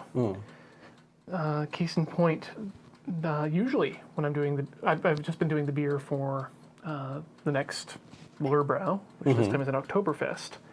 And usually when I do it in I use a bucket sometimes for my primary fermentation. And this time, and this has never happened before in the history I've been making beer, the primary fermenter overloaded itself in the bucket. Really? That's happened a couple times in my beer nipple fast ferments, which is the actual name of them, but did never happen in the bucket before. And what does that mean? Like the yeast died? It just means that the yeast got very excited and did a very good job of converting things fast and furiously. So what happens when that happens? It just makes a mess in your floor. That's okay. That's all. Okay. Right. That's why you make sure to sanitize every piece that could potentially touch the beer. Because it'll be loaded with yeast. Yeah, if you might have forgotten to sanitize the bucket top, thinking, oh, it's just a lid to keep the dust out. And the yeast goes up and touches it, and then comes back down after it's settled and died. Right. Now you've got contaminants in the top of your beer. Interesting. Ian, the chat is curious about your usage of the phrase beer nipple. Yes. If you look up fast ferment, that's the type of equipment I use to do my primary and secondary fermenting in. Again, other forms of fermenting utensil are available, but it's Kind of like a cone, isn't it? it's a cone that comes down into a valve with a ball on the bottom. And so when you do your primary fermenting, your yeast does its thing, and then it settles down into the bottom. Hopefully all of it in such a way that you can then twist the valve, remove the ball from the bottom, and maybe collect the yeast if you're into doing that. Washing the yeast can be a bit of a pain, so I haven't been doing it yet, but that's something I'd like to try in the future. And then you just put the ball back on, open it back up, and then the rest of your trub settles back in the ball. It continues to cleanse itself, just everything coming down through gravity into the ball. Then when you're ready to bottle, twist it off, remove the ball again, and then hook up your bottling or kegging attachment, which is just a hose, and then it just flows right down into the receptacle. So there's no siphoning, no pumping necessary, no sucking on a hose and risking more contamination that way. Neat. Just means you have to stand up on a chair in order to pour things in the top. So only one chance of danger. I think we're good to go here. I'm sorry, I'm wandering away from the camera here. All right. Let's get out the safety gloves again. Because this is going to be hot.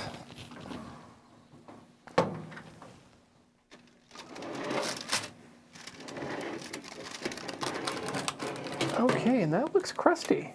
Yeah, wow, that looks excellent. That's, Warm? yep. Ooh, leather provides some protection, but not forever. Only +2.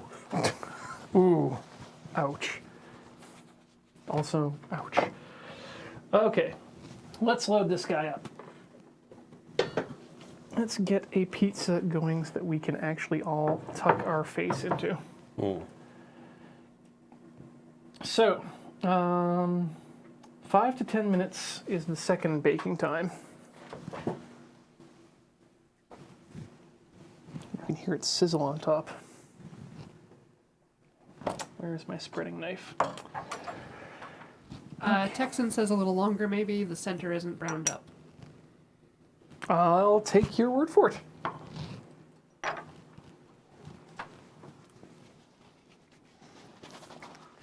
We have an expert in chat, so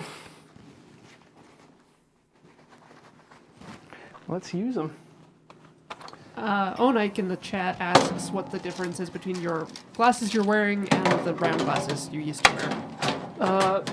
Prescription mainly. They are of a different prescription. And these glasses are made of plastic made to simulate wood. And Johnny owns a pair of these, so I can't wear them all the time when he's around. Yeah, But- unfortunately, since you have those, I can't get them. So my architect-like look is, incomplete. This is our problem. We both need to agree on a time to get new glasses, which could be very soon, because Yeah. my round glasses, one of the arms in the back finally gave out to the metal fatigue. So I'm stuck with these until I go get another pair. And Yeah. now that I'm insured again, that could be soon. Ooh. So hopefully I'll find time to do that. More time. Well, if that's still got to go, I don't want to start rolling out a dough yet until I'm certain I have time to deal with it. Unless we used one of the other pans.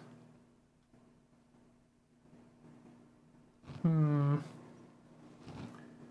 think the racks are probably close enough to each other that it's not that much of a temperature gradient that I could go ahead with that other pan as a base for second pizzas.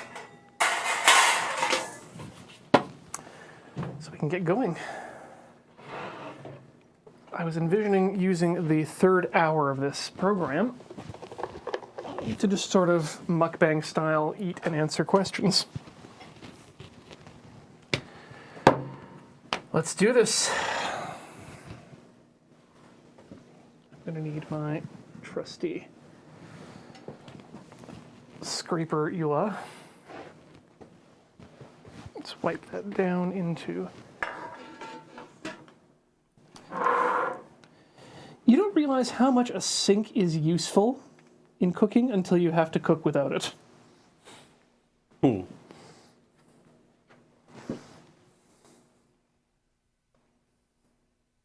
Very zen-like quality to that statement.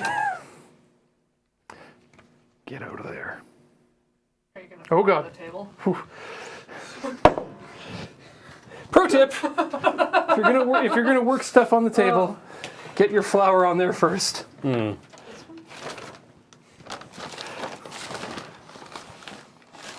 Hey, by the way, what composition are those paints? Are they lead-based or are they acrylic? No, they are acrylic. Okay, good to know.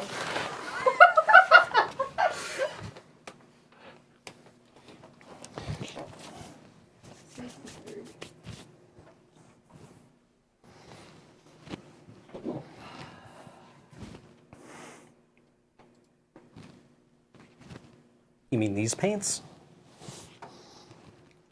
Yeah. Yeah. Yeah, there's an old familiar flavor. Everyone mixes up their paint cup once.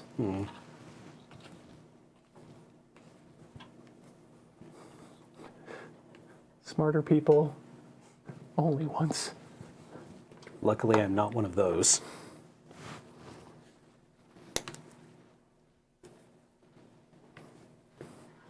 There you go. What a wonderful noise. Welcome to the world, pizza dough. We're gonna eat ya. I mean, really, that's half of the human condition right there.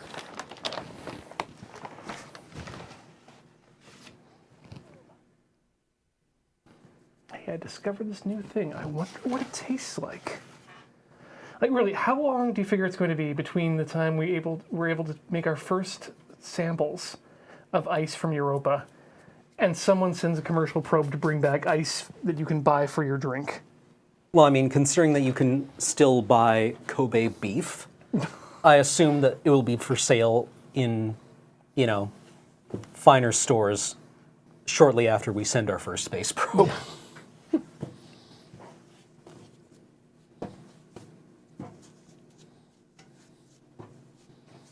Okay, let's work this out a bit. Oh, this is gloriously stretchy, though. So I'm going to slice this in half, and then again, because I think one batch, by the way, of what I've been working on makes about 2 pizzas. So you don't need... Keep that in mind if you're ever making this recipe, otherwise you'll end up with a lot more pizza than you maybe want. Does this stove keep it all? Oh yes, it freezes amazingly well.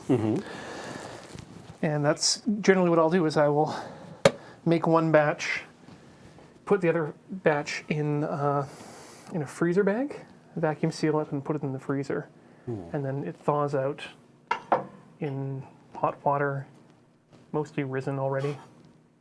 Nice. And then, yeah, just open up preheat your oven,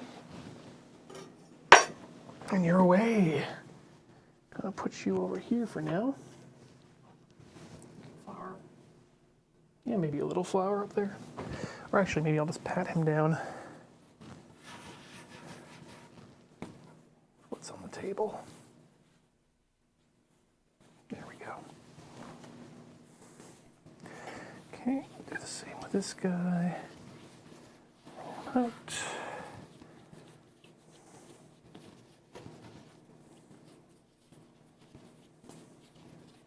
Whew, I might not need much of this. Quarter might be too much, actually, for the size of pans we've got. But we can make it square. Where's my rolling pin? There you are.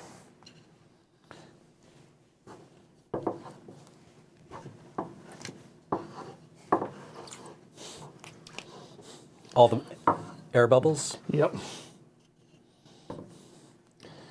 Tonight on Tinker Tailor Solar Fry, we're doing ASMR just for Cameron.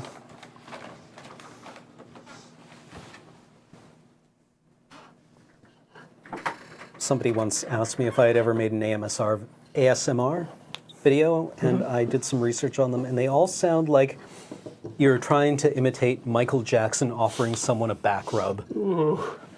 No, thank you. You're just looking a little tense, I thought maybe I could The chat has come to a consensus that it's time to check the broccoli. Yep, it's time to check the broccoli.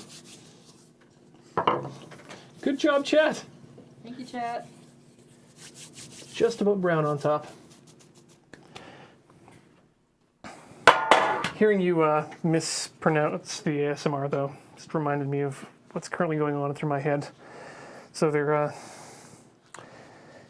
changing some... I have to go through looking at insurance policies right now. And of course, one of the insurance policy options is for accidental dismemberment and death. Right. Right. Or AD&D. Huh.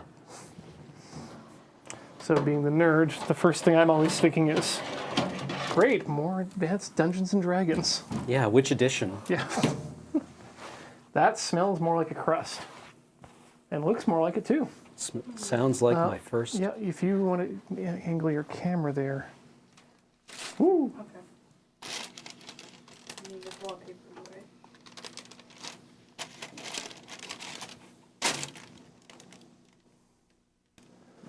It's about as much as I can hold.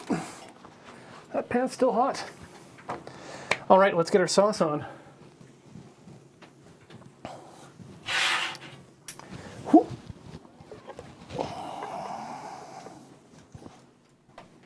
Sauce, question mark?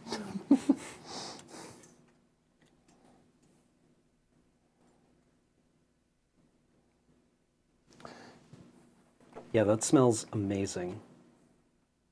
I think that's as much sauce as we want because we just want a thin coating.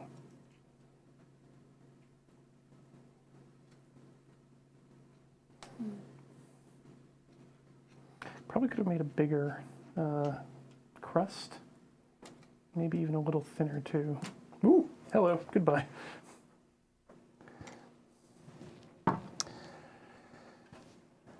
Right, let's see. I'm gonna have to trim these pieces of mozzarella so they fit a bit better. Now it's mozzarella, then basil, then tomato, correct? I think so. Does it really matter? But I mean, there's so few ingredients on a margarita, right?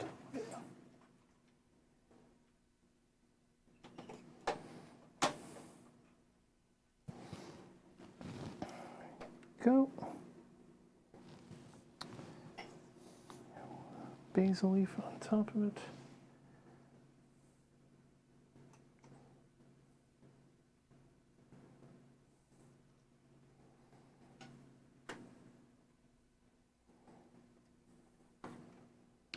Perfect amount of basil leaves, and see. There we go. The smell is already coming off the basil.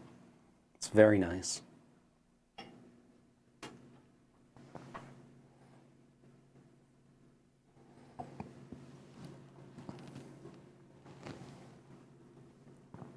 Yeah, it feels like it's already beginning to cook up top here. Okay, back in she goes. Ooh.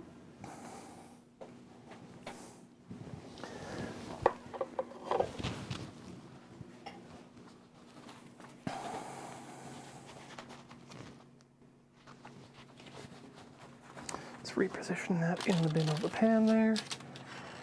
And one more glamour shot before she goes inside.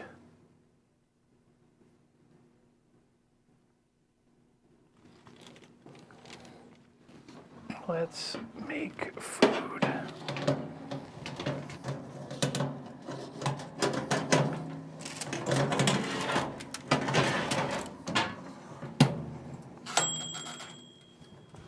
Ten more minutes. Meanwhile, the rolling.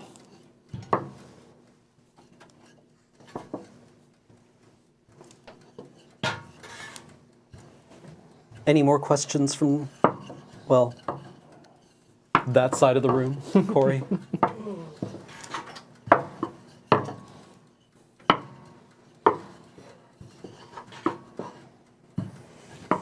The nice thing about this is that you don't need any oil on the bottom of it. But I do recommend parchment paper for just about everything you bake. So, a question for Cameron from Zed Alpha. When you played Mass Effect, did you go for any of the romance options? If you did, which ones did you enjoy the most? Let's see. I think I wound up romancing Liara, mainly because I kept trying to not romance anyone, and Liara is the determinator. It's actually kind of creepy. I also romanced Miranda at one point, just because she's a capable adult. Investigate. Oppressive presence, too. But yeah, all the other romance options, I guess I was Manshep. Did I try any other options?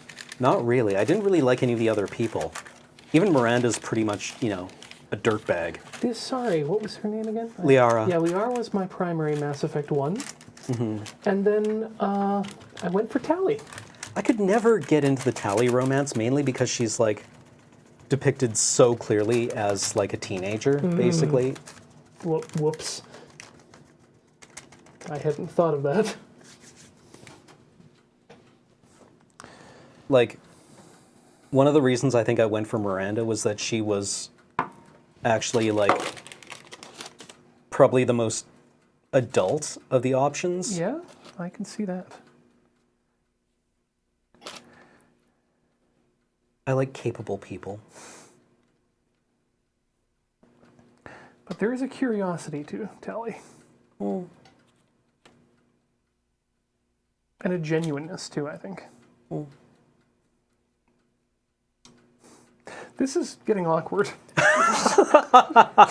Moving on from Ian's relationships, Novacrux asks, Dear Dr. Cameron, have you done any art stuff other than models and figures? I have done a lot of figure drawing, like life drawing, where you go and draw a model with charcoal and paper.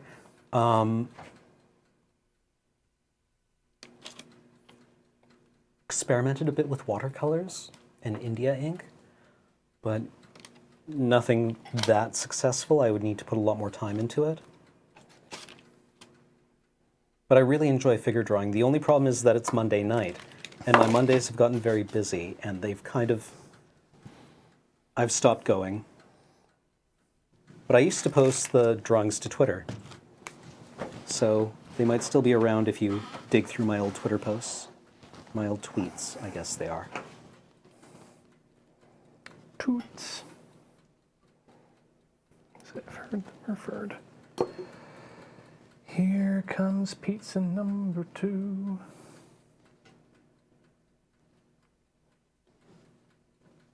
It's irregularly shaped.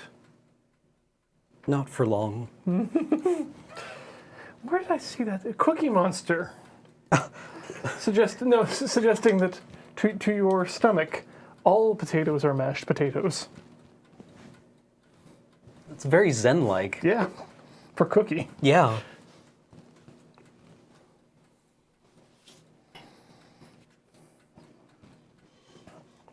Oh my, okay. I have not planned this table well.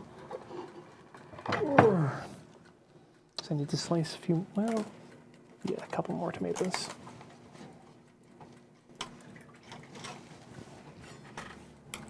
This time I might place the tomatoes in between the cheeses rather than on top. Although that's looking mighty nice in there. I'm really not sure about this. What have you done? I don't know, but it doesn't seem to be working out that well. I've been trying to do the fog that she's been standing on, but I really don't know about it.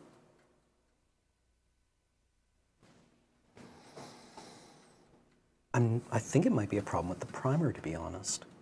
It's a bit glossier than I'm used to, and the paint seems to be flaking off. Well, keep going. Ever forward, as we say. Yep. Never learning. Well, secretly. Never learning. Yes. Half is too much. I want quarter tomatoes. Christ in the chat would like to be told that everything will be okay. Everything will be okay. Thank you, Christ. Isn't Christ in the chat supposed to be telling us that everything's going to be okay? No. No? Okay. Well, in my experience, things usually do wind up being okay. Yeah.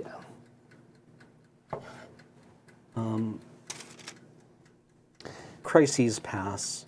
I think of the story of, was it David? Who asked one of his wise people for a magic ring that would make him feel happiness when he was upset or give him pause when he was elated. And so they gave him a ring with the words, "This too will pass" on it.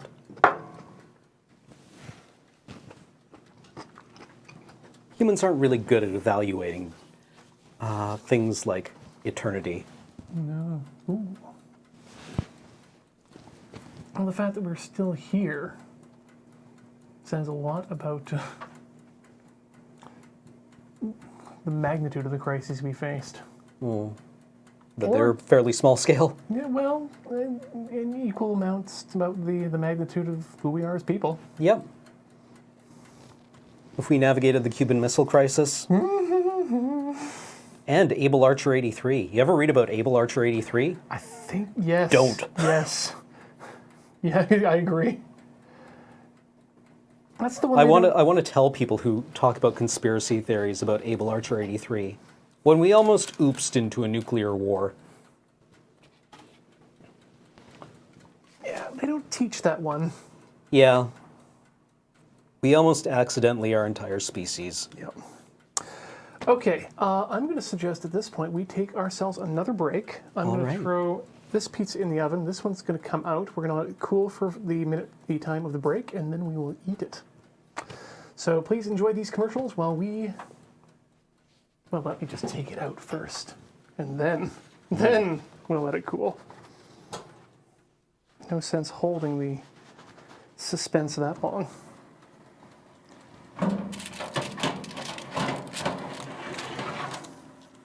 Now that does indeed That looks looks amazing. like a pizza. Ow. Okay. See you in 3 or 4 or 5. Never learning.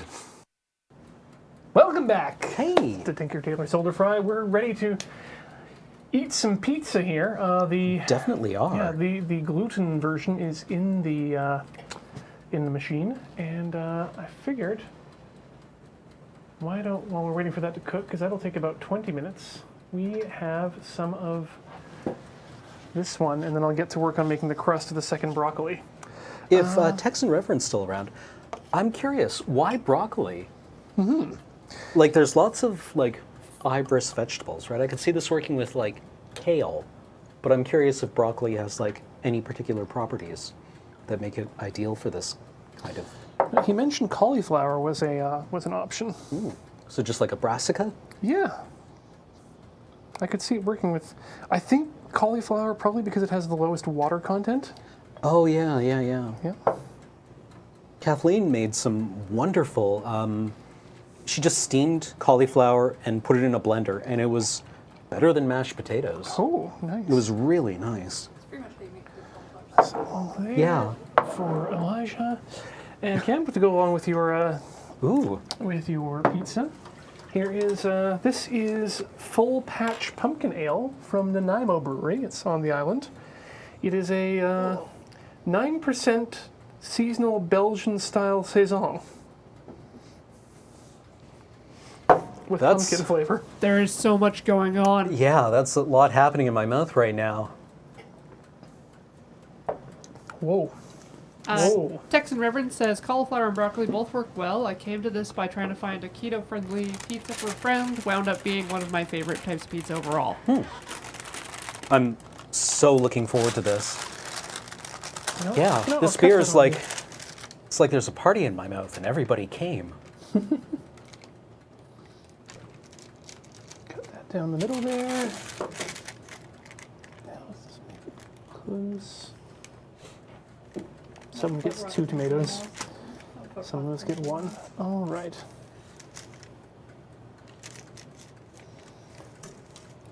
So, if woo, Goodbye. That'll be mine. Let's hand this down to Corey.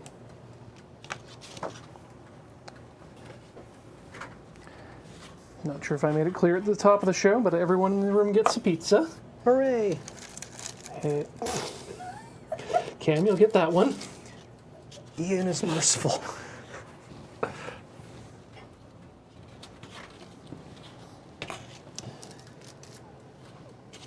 There we are. Thank you. And I'll take Mr. Flip. Not the chat, Mr. Flip. Ooh. Okay. I'm excited about this. It's still warm. It's got some crust to it. It's not falling apart, which is nice.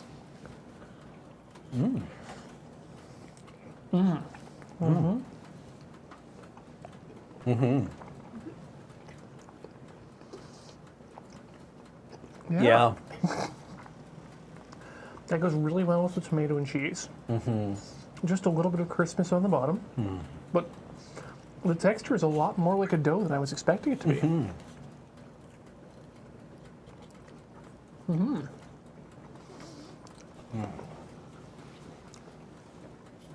Anytime you want to have me on the show, Ian, Anytime just you're- let me know. You're allowed to. Anytime you're supposed to put something in your mouth. things here. Fewer circular saws, more pizzas. Maybe we'll just change this to a Monday night pizza hangout. So it's a lot of work. The juicer was actually a lot easier to clean out than I thought it was going to be. Really? It comes apart in a much more intelligent manner than I was expecting. So that most of it was just rinsing. The ringing, if I cut down the cloths to be a size quarter than what they are currently, that'd be a lot easier to do as well. And yeah. I guess it's just finding out what to do with the cauliflower stems. So if you've got a quarry in your vicinity, you can feed them to that. I could see this going really well with like a goat cheese, some roasted garlic, Now, let me read out to you. like arugula. I mean, if you're into that kind of thing, like an Italian A sausage. lot more of the stronger. I don't want to say stronger. I mean, it's the more of the piercing taste. Yeah, because the crust has its own flavor, as you'd expect, and it almost overpowers the like. A margarita is a very mild Yes. tasting pizza. And so But I wanted to go with margarita just because it does have that mild, just to allow us to taste. yeah, the calibrate it. crust. Yeah. So this is what this is. Texan Reverend's personal pizza. His favorite is Classico spicy tomato and basil pasta sauce. Again, other sauces are available. I did consider the Classico though. Fresh matzo balls sliced into rounds. Italian blend shredded cheese. Dollops of ricotta. This man likes his cheese. And I think with a larger surface area, if you're doing this in an actual oven, that'd be a lot easier to get that sort of variety of cheese in there. Again, with such a small surface area, we'd end up overloading pretty quickly. Bell peppers, black olives, mushrooms, cherry tomato slices, pineapple, jalapeno, fresh basil, and crushed red pepper flakes. Really? Yeah. So this is a guy who likes a spicy meatball. I could see this working really well with like a puttanesca kind of thing, with a lot of like olives and probably like anchovies.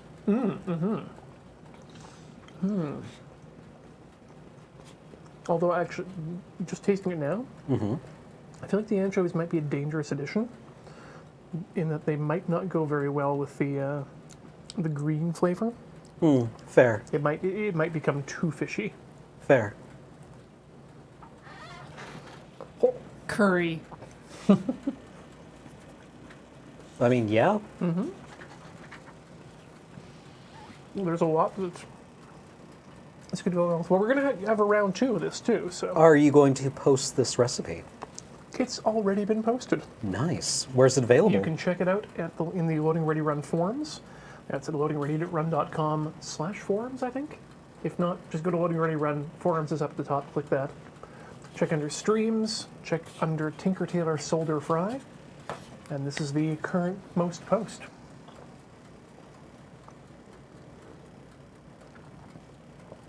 Ooh, that beer is just only going to get better. Yeah, this is really nice. I like this. I realized my comment earlier was a bit glib, but this is... No, you're not wrong. It is a lot going on. I don't normally... Normally, I don't normally think of a Saison as a malty beer, but this is... yeah, no, it's definitely got, a strong malt flavor. There's a lot of going on here as we consider our tastes. I mean, yeah, this is definitely a step up from my usual pizza and beer kind of night. Well, we've had enough You know. nights of... Bud and Domino's. Yeah. Ugh. You get through that phase. Yep. Ooh. Back when I was painting miniatures for the first time. Some things change and some things stay the same. Oops. You need to learn how to drink. No, the drinking was fine. It's the playing with the zip tie. Oh. Is that going to turn purple and fall off now? Well, okay, good, it came off. But it was worrying there for a second. Hey kids, don't do what Uncle Ian did. I really need to get some zip ties so I can tidy up my battle station at home. Interior or just in the back end? On the back end. Although, of course, I'm house sitting right now, so I've got a battle bridge set up at Julie's place. I really wish we had the chance to see the secondary bridge, which was apparently located in the center of the saucer section. Really? Mm-hmm. Julie's little sister recently got married and had to clean out a bunch of her stuff at her parents' place and discovered that she had not one, but 2 copies of the Star Trek The Next Generation Enterprise Technical Manual.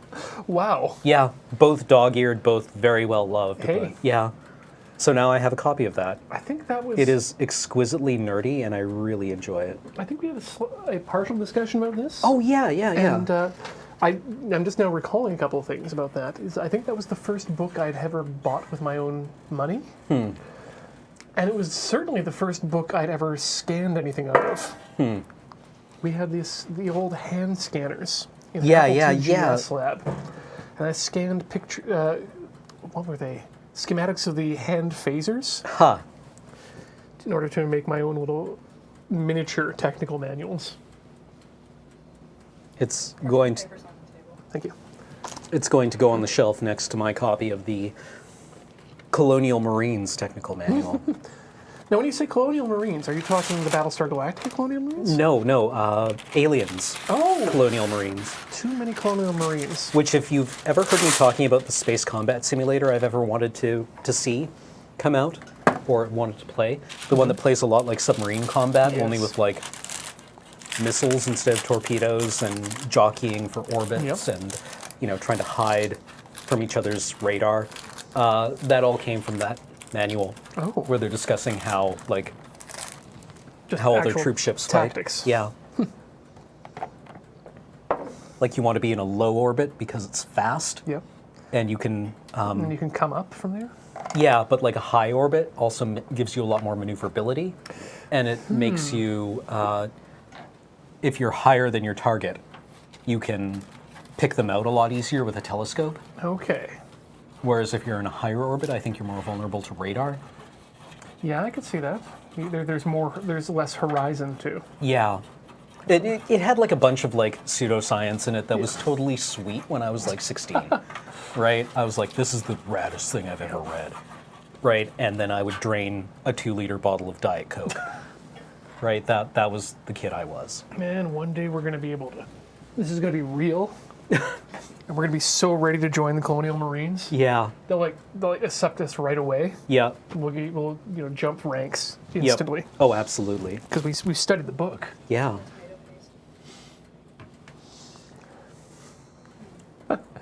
Heather's trying to help me out by finding where I've put all of the things that I need for this show. I think Heather's also trying to help us by making us stop talking right now. But you both got significant notes, you're fine. Whoa. Is that how it works? Damn. What? You've got significant others and they both really see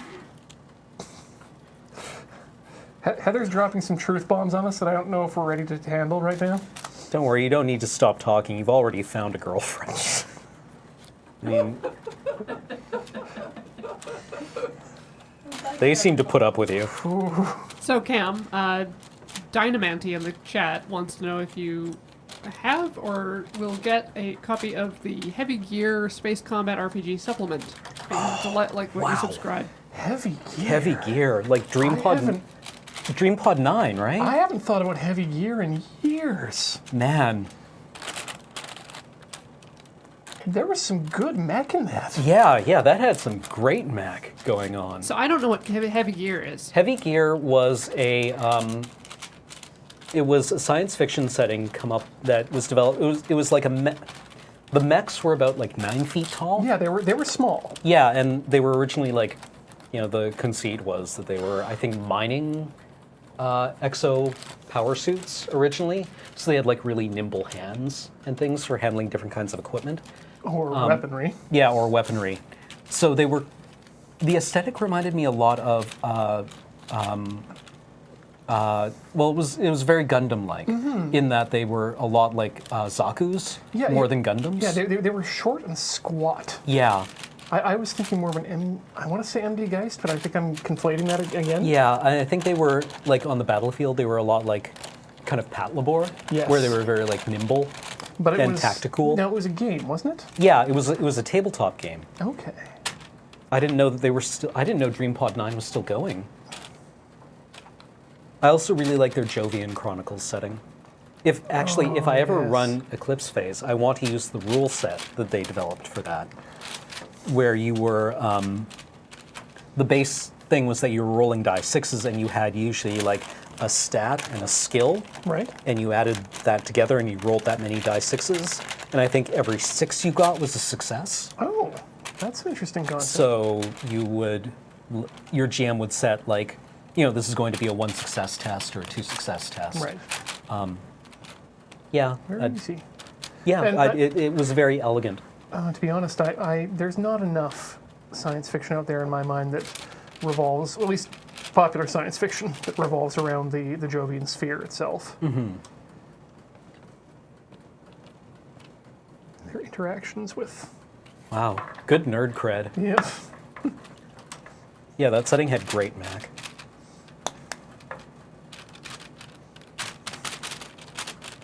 Oh yes, now you've reminded me I have to correct the chat as well. Or correct myself to the chat. Oh? I've been saying it wrong, and I've realized it, but didn't quite realize it. I don't know. I've been...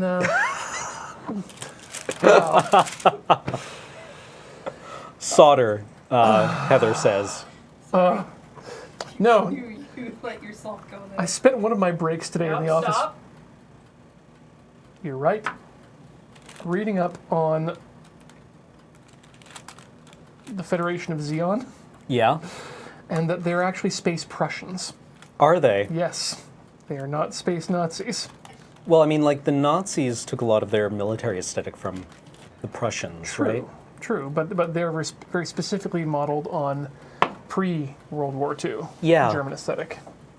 Well, there's like a really interesting lecture series that I watched on YouTube, given by a historian at the University of Texas named Robert Citino, and he has 2 lectures on the Wehrmacht, called the Wehrmacht Retreats, 1942, and another one called like the Wehrmacht Collapses, right, in like 1943. And it's basically like a lecture on Stalingrad and a lecture on Kursk. And they're really interesting, but he talks a lot like how you can trace a lot of the decisions that German generals made in 1942 and 43 back to things that Prussian generals did in a previous century. Because they were like, no, we have to be like this military tradition. Interesting. Yeah, it's an interesting thesis. I don't know how accurate it is, but it seems kind of cool.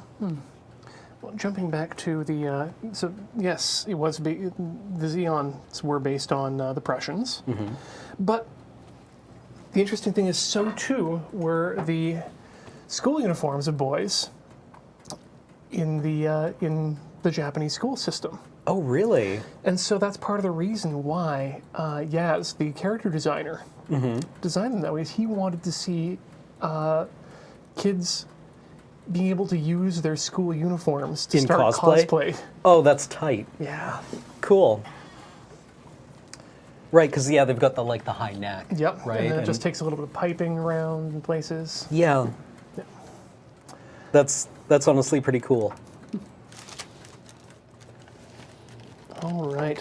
Pizza time the second. We'll get our plates returned.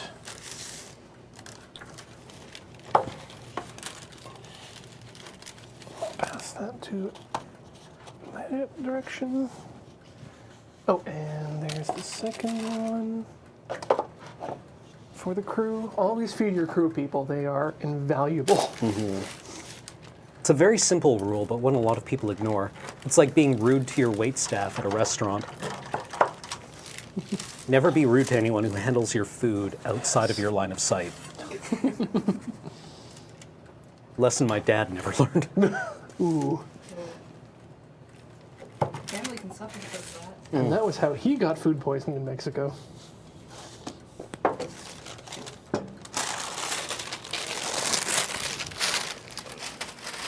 All right. Now we put this guy So hot. back in. So I'm Like- learning these gloves not actually welding gloves. They look like gardening gloves. Yeah, the leather is somewhat protective against the heat, but not for long. Right. I use silicone gloves at home. Or maybe like, I think those would be the gloves you would wear if you were like, you know, assembling a barbed wire fence. Yeah. Okay. I love the way my brain works because it's like, all right, all we need to do is hold this pizza long enough to get it into our mouth. And my mouth is like, I'm sorry, what?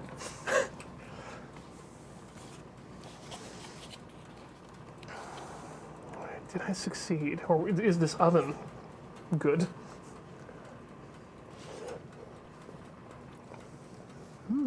Oh, yeah. Yep. Probably could have gone for a bit longer on the bottom, but the top is perfect. And it's still very warm. Yeah, no, it's hot. It's good. Oh, yeah. Well, no wasting time. Might as well roll out that second dough.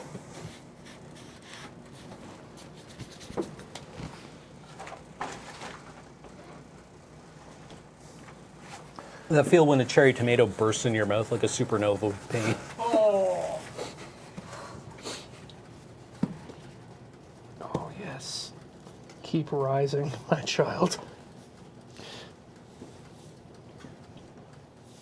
As Flannery O'Connor told us, everything that rises must converge in my belly.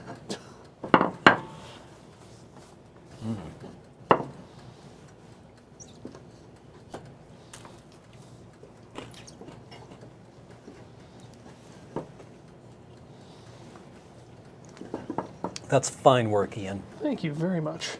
You've done a man's job. I'm actually really happy with this oven too now because it's shown that it can cook pizza. So that means I'm going to have to cook pizza. Anvil meat chain.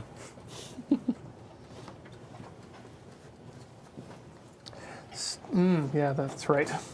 I see. Speaking of which, that's another thing I might end up doing on stream in terms of meats is looking into curing. But DIY charcuterie. that's the idea. I think I've expressed before that the best place for curing meat is simply just somewhere that is temperature and humidity controlled. And it turns out that wine, even the consumer wine refrigerators, are very good at just that. Really? Well, yeah, of course they are, right. And a lot of people buy them thinking, I'm going to start a wine collection. And then don't. And they end up on Craigslist for very low amounts of money. Tempting. Yeah. And then the rest is just like, at least from what I've read, just like brewing. Make sure to keep everything extremely sterile while you're working. And then wait patiently. Okay. So we'll see. Maybe in the new year when I have time after that event that's happening in November, which The one we still won't talk about. takes up so much mind share. Don't know what you're talking. Oh, hell, I've got to get my driver profile. Kara, I'm sorry. Oh, I thought you were on board with the joke. Ooh.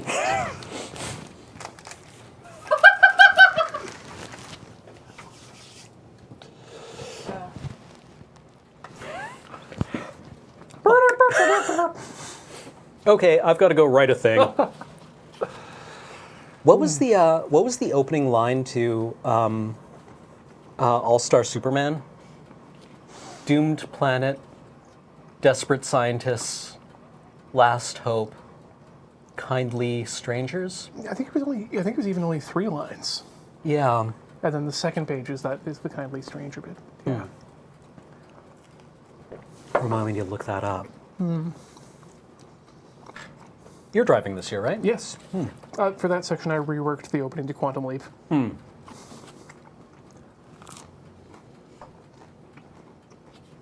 Secrets. though not for long. No, it should be going up today. Yep. Could already be up, in fact. I wonder if they'll let me bring a toaster oven into my shift.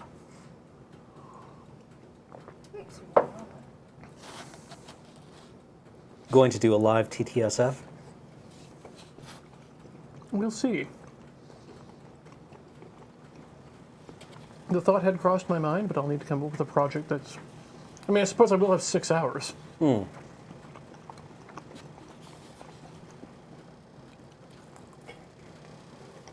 I think I will have 12.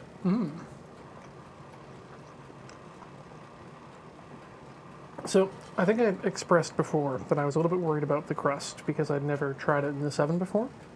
No, it's chewy, it's crunchy. Yeah, I think this is exactly what this this crust is supposed to be like, and I wonder if my oven at home might be lacking the convection function,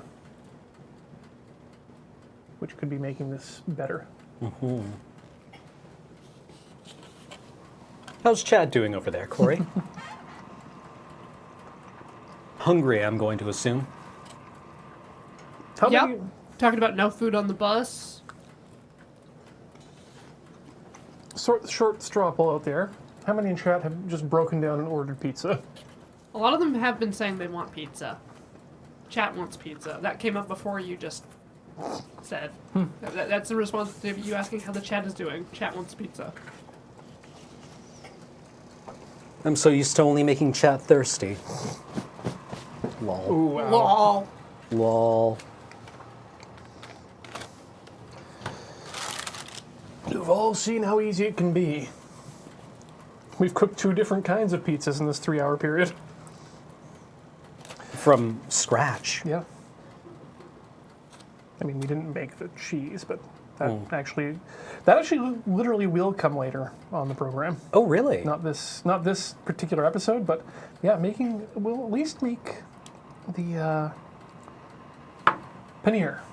Oh. Yeah. Yeah, well, you just get full-fat milk and vinegar? Even 2% milk, and Right. yeah, you can use vinegar. I'd like to try making it with actual rennet, though. Okay. I mean, the process is similar for mozzarella too. Though I would like to show chat the method in which I have been taught how to prepare bald mozzarella. And that's simply just to bring water up to near boiling with very salted water and olive oil in it, and stir your mozzarella until it comes out into strings. And then you reform it. And it is godly at that stage. When it comes out of the pot, still warm, and you slice it open.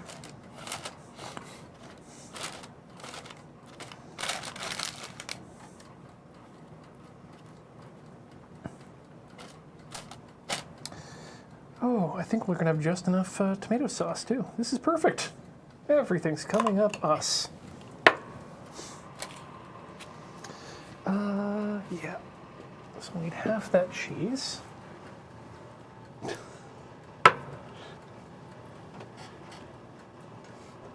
So we make Heather's life difficult for no reason. Best crew. Tip your crew, ladies and gentlemen. They're here all week.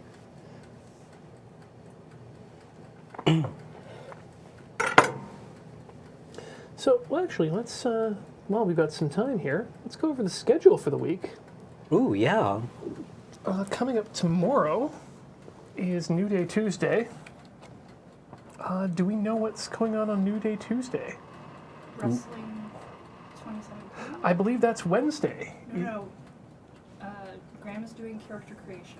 Oh. New Day Tuesday. And Okay. we're doing the Rumble on CTC. Oh. Yeah, Wednesday cool. during the Crossing the Streams will be the Autumnal Rumble 2.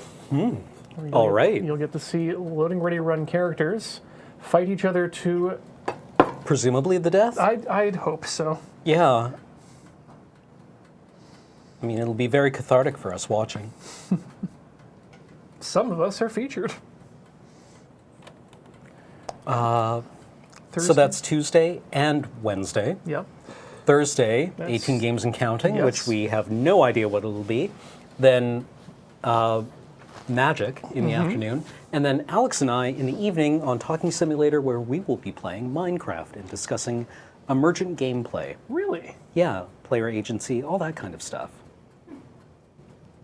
I may take or steal an idea from someone on Twitter and build Borges' Library of Babel. What's AFK? I hear chat's pretty excited for that one. AFK this week, is it Secret Hitler? Yeah, I believe it I'll is be Hitler. playing Secret Hitler. Ooh, yes. As Along will with a I. whole bunch of... Corey, you'll be there? Yep. Heather, will you be there? No. Will Beach be there? I don't believe so. But yeah, there'll be a whole mess of us trying to find and elect or kill Hitler. I kind of really hope I'm not Hitler this time, since it was actually the most stress I've ever experienced playing any game ever. Yeah, that's why I won't play it. I have been witness to like a 15-minute meltdown for Hitler just to pretend to not be Hitler. Really. Yeah. I mean, it's kind of one of those things that you don't want to be, right? Like, you know, when you're playing werewolf, being the werewolf can be fun, but playing Secret Hitler, nobody wants to actually be Hitler. Oh, I do. Really? I'm fantastic at lying. I'm terrible. I'm the worst liar. I'm actually an awful liar. No one believes me most of the time. So lying is very easy. Fair.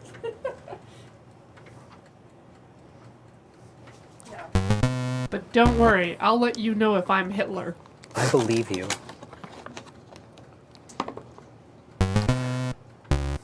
Then Saturday, of course, it will be Adam with his game hoss. Poor Adam. I hope they catch the guy who threw the saw blade through his truck. God. Or his van. Is that a thing? Yes, that's a thing. That Yeah, he- happened. Is that a thing we can talk about in front of people live? He's posted it to his Yeah, Twitter. he posted it on Twitter. I just like to check. Yeah, no, fair. that's reasonable. It's like goddamn robot masters out there. Yeah, exactly. I don't even like Miss Metal Man. Was it Metal Man? I think so. It's been so long. Chat doesn't know what you're talking about. Go and check Adam's Twitter. Yep. If it's there, it's there. If it's not, we said nothing. Hey everyone, follow at Cbats on Twitter. Yeah. At Wake Up Super. Wake Up Super, yes. Follow him too.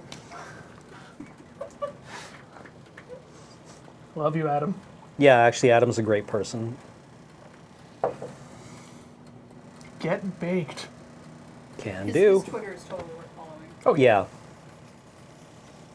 His Twitter's worth following. His show is worth watching. His car is worth not cutting in half with a saw blade. I like this one chat person, functionally insane. But you're in Canada! Like, weird things don't happen here. Weird crimes. Oh, okay. But that's all we got. Maybe they don't know about the Salish Sea feet. Yeah. The Salish Sea feet are so-called because near Vancouver Island and around here and up the coast a little bit, occasionally feet wash up on shore. Right, it's not the lost thing. Just feet. You know, they'll be wearing shoes, but feet will wash up on shore. And it took forever for people to figure out why. But the leading theory, or do you want to take this one, Corey? Okay. The leading theory is that these are probably like refugees fleeing Southeast Asia who fall off the boats, get eaten by killer whales, except for the feet, which are safely ensconced in Nikes. Right, right. Oh, I heard the leading theory was that it was suicides from Vancouver. It could be. That, you know, jump off a bridge and then for some reason their feet detach. The theory I've heard is It's that usually it's just one foot that's Yeah. found at a time. It's not like a pair of feet. I've heard that it's like basically everything gets eaten except for the feet, which are like really tightly bound in like these nylon shoes. So I guess if a shoe right? falls off, then of course Yeah, if they're the gonna shoe get falls foot. off, yeah. But like because they're synthetic fibers that are pretty tough, the shoes protect the foot and prevent it from being eaten by anything. So wear more shoes. Or take off your shoes.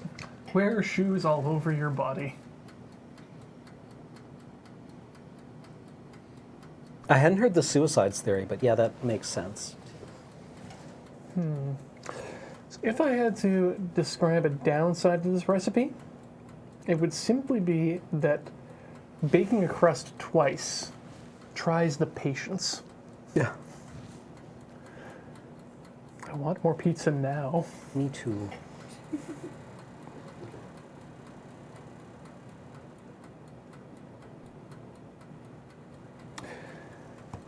So I used to make fun of the brand Hamilton Beach, which is this the brand of this toaster oven, just simply based on the fact of, can you imagine a beach in Hamilton?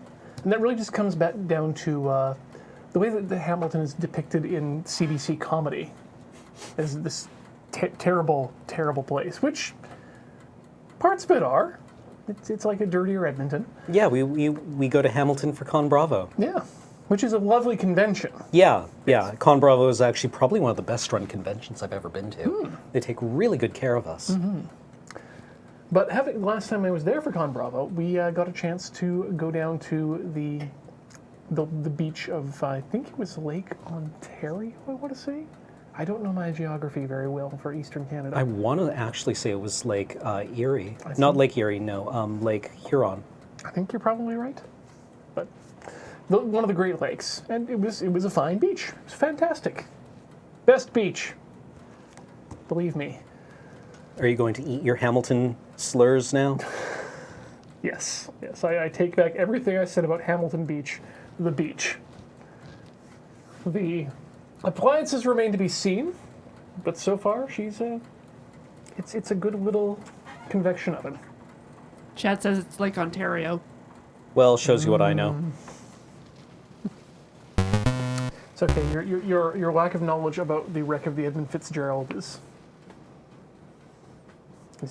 probably not appreciated by anyone. I know it's a song. It mentions all the Great Lakes, including the Great Lake they call Gitchagumi, which is one of the lakes, apparently. It's one of those sad songs. I feel like a bad Canadian because I don't really like Gordon Lightfoot. Oh no, you don't have to like Gordon Lightfoot. Yay. It's a good song. It's a really good song. Okay. You have to like that song. Okay. I can do that. I also really like Stan Rogers. For what's that's worth. Really? Yeah, Okay, because I'm not that big of not that hot on Stan Rogers. that is fair. So there we go. There's some give and take there. I mean, not that I would buy a Stan Rogers album, but like, I acknowledge that he has a good voice. And Neil Young's kind of the Bob Dylan of Canada. And that Neil Young also will never answer a call from the Nobel Committee. Actually, weren't they both in the Traveling Wilburys? I want to say yes. One of those folky supergroups. Now that we've come out as mid-40-year-old men.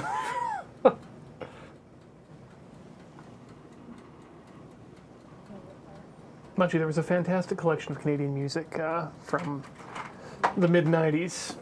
It was just the hits or the Juno Award winners, Yeah? called "Oh What a Feeling." Oh, yeah. If you want some Neil Young songs, the good ones are on there. If I Had a Rocket Launcher, which is not at all like If I Had a Hammer. Ian, I need you to bite down on this wallet. Arclight Dynamo asks, thoughts on Leonard Cohen? Love Leonard Cohen. The Future is probably one of the greatest albums ever. Oh yeah, no, I will second that. I saw Leonard Cohen live a couple of years ago. Really? Yeah. He was very spry for an 80-year-old man. That's right, he must be getting on. Yeah, he is. He looks kind of like a leatherier French Leonard Nimoy. Ooh. Miss you, Leonard. Nimoy. Cohen, you're still here. Catch you at the crossroads.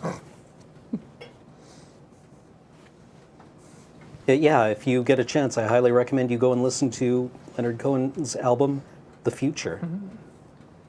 Doodles the Great says the Traveling Wilburys were Bob Dylan, George Harrison, Jeff Lynne, Roy Orbison, and Tom Petty. Okay, Oh, yeah. so not Leonard Cohen and Or Neil Young. Neil Young and Bob Dylan. Okay, no, we need to make a new supergroup with Leonard Cohen, Neil Young. We can call it The People Who Won't Talk to Each Other. What the hell? Let's throw Leonard Nimoy in there too, because we're Yeah. making a fantasy group. What was the one with like Chris Christopherson and the Highwaymen? Ooh. They had the one song, The Highwaymen.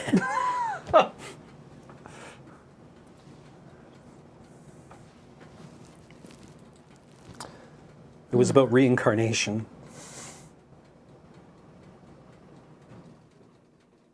I'm trying to remember another supergroup that's on the tip of my tongue. The chat is unsure which bands are Canadian. They've settled on Rush. Bachman Turner Overdrive came up. Okay, Bachman Turner And Overdrive is not Canadian. Nickelback. The Tragically Hip are Canadian. Here's a list of really good Canadian bands. I think Ian was going to bring up the Guess Who, which Yes. is Yeah. Rodney Bachman from Bachman Turner Overdrive. Right. Tragically Hip are really good, even if like they get played everywhere in Canada. They're kind of like Canadian Bruce Springsteen, I guess. Yeah, I that's a- love the Weaker Thans and Constantines, which solidly identifies me as a mid-30s Canadian man. As a late 40s Canadian man, I definitely recommend the Guess Who if you like classic, just straight ahead rock and roll of the 50s variety. I also love Devin Townsend as a Canadian musician.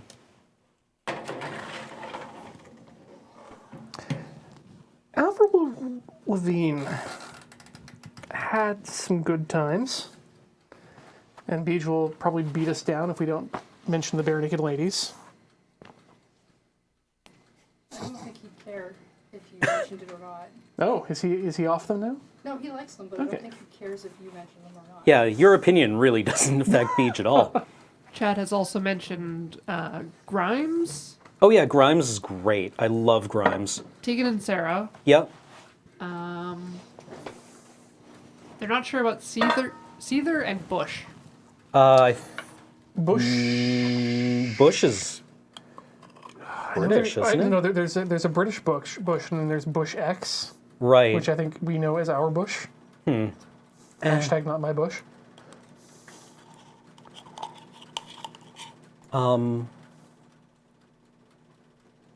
God, where's my...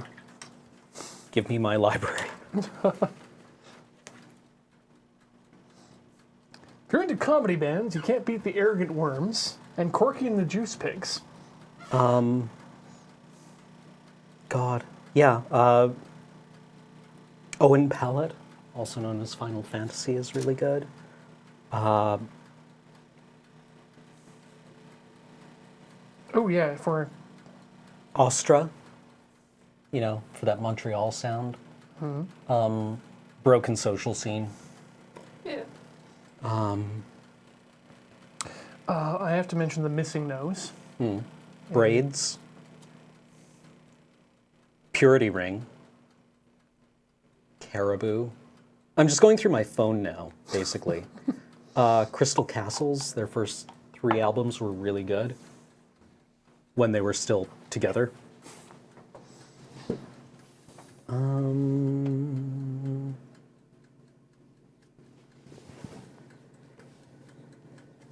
Oh, right, Land of Talk.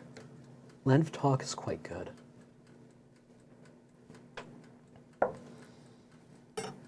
Oh, God, the new pornos. The new pornographers. You certainly have a much deeper knowledge of music in general than I do. So. I'm glad you're here for this. Tim Hecker is a really good Canadian noise electronic musician. Trust, again, really good out of Montreal. That's all I have on my phone. That is all the things I know.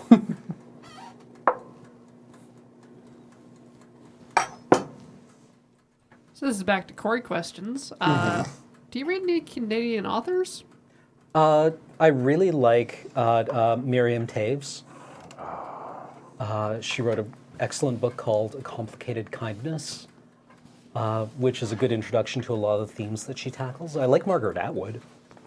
If there's one thing I got out of Canadian literature, it was a love of Timothy Findlay. William Gibson is technically a Canadian author. Yes, as is Cory Doctorow, I believe. Yeah. Technically. His early work is fantastic. I'm forgetting so many people right now. Who wrote The Orenda and 3 Day Road? Yes, and no, Michael Andante.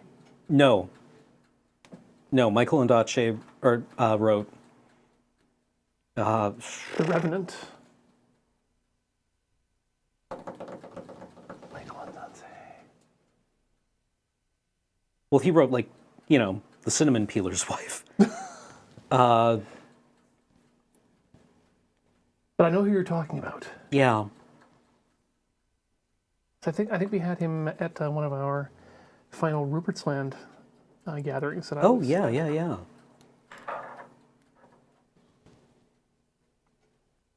Hopefully someone will correct us and let us know. Because this is embarrassing. Joseph Boyden? Yes, Joseph Boyden.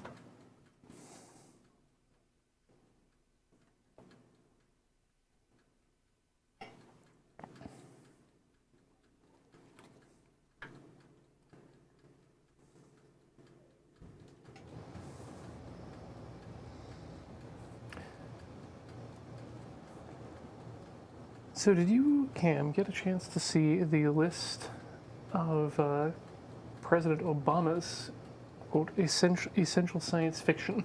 No. I love how much of a nerd Obama is. I know. I'm going to enjoy seeing him when he's out of office and can just, like, dunk on people. Let me see if I can bring it up here, because it's a good one, and people were giving him real shade for it. Really? Because apparently people thought it was too basic. Huh. Well, I mean, like...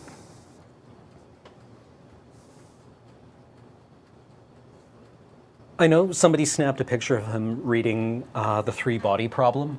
But, like, he had Have four... you read that? No, I need to. Yeah, Is it good? I read it. Okay. Yeah. It's good? It's Okay. interesting. Cool. I would love to read it. My phone just died. Corey, can you bring up the list, please? But I kind of loved that picture. I think he was flying to China, and he had 4 books with him that he was photographed carrying off the plane. And one of them was like The Three Body Problem. One of them was like a book by a Nobel Prize winning economist. And there were 2 other books that he had taken with him on like this 2-day trip to China. Yeah. Right? Because he reads that much.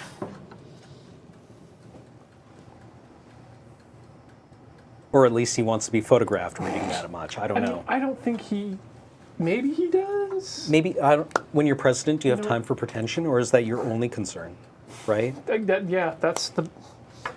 I've not heard a better way of that being put. You might have a lot of downtime in between.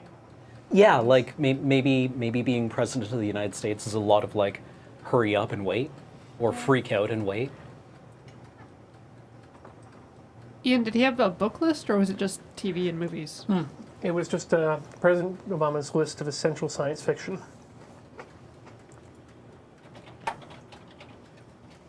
Speaking of phones dying, did anyone else feel like a chump for charging their phone before the storm totally ignored us? Wow. I charged my phone up for no reason. I have enough batteries around that I didn't even think about it, but I did charge the laptop. What an idiot I felt like. Preparedness.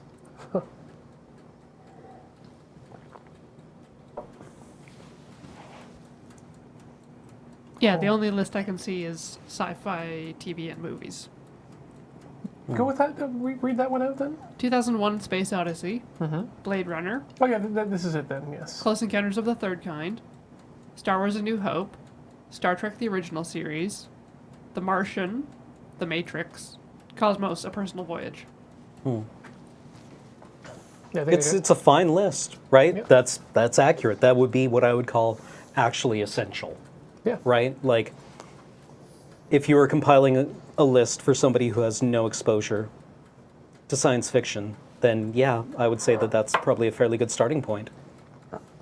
No, I would concur. I was very happy to see Cosmos on that list. Yeah. Although technically not science fiction, actually you'll find it fits more broadly into the format of... Well, at least you're not getting butthurt that he didn't put Firefly on it. I'm going to go out on a limb here and say that Firefly is totally fine, and maybe even quite good, but it's not like one of the greatest things ever made. No. I enjoy it. It's good, but it's not like anything I will get up in arms about. Speaking of, chat asks, or Kira now from the chat asks, have you been watching Westworld? Yeah, I really enjoy it. It went from... Okay, Battlestar Galactica took like 3... I tweeted this the other day, and I was very clever. But Battlestar Galactica took 3 seasons to go full-on Valentinian Gnostic. Westworld got there in like 3 episodes. So like if you plot those, we're headed for the singularity, baby. It's the lit nerd singularity. We didn't. It's getting there. It's a logarithmic progression. The next series will be there in 3 minutes. I believe it. Yeah. I think that's definitely the show to watch this season. Yeah. Despite the people warning us that it'll be another Lost. Yeah, because 3 episodes in, you can decide those kinds of things. They haven't answered all the questions yet. There are too many questions. We won't have time to answer them all. Too many questions. It doesn't have the vagueness that Lost has. Yeah. It's like, what are the questions that you think are going unanswered here? Like, robots were built to entertain us, and now they seem to be developing their own personalities. This isn't a mystery, it's an ethical problem. And not a very new one, actually. Yeah. But the one that I haven't seen played out yet. Yeah. At least not to my satisfaction. And I was going to make a joke about how we didn't need another Blade Runner to bring that up, but then I remember that Westworld's a remake as well. Yeah.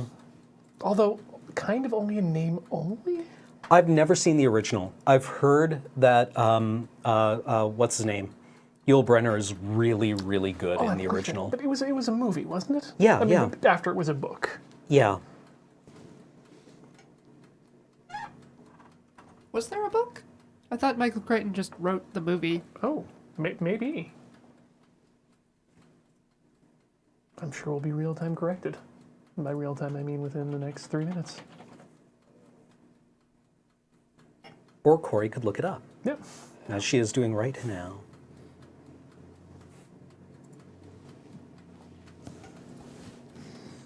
Pizza's getting nice and puffy. Although the dial still says 10 minutes. I don't know who to believe anymore.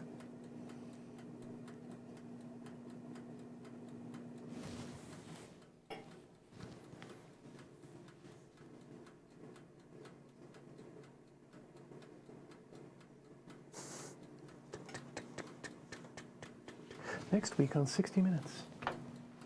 Okay, this is actually starting to come together, I think.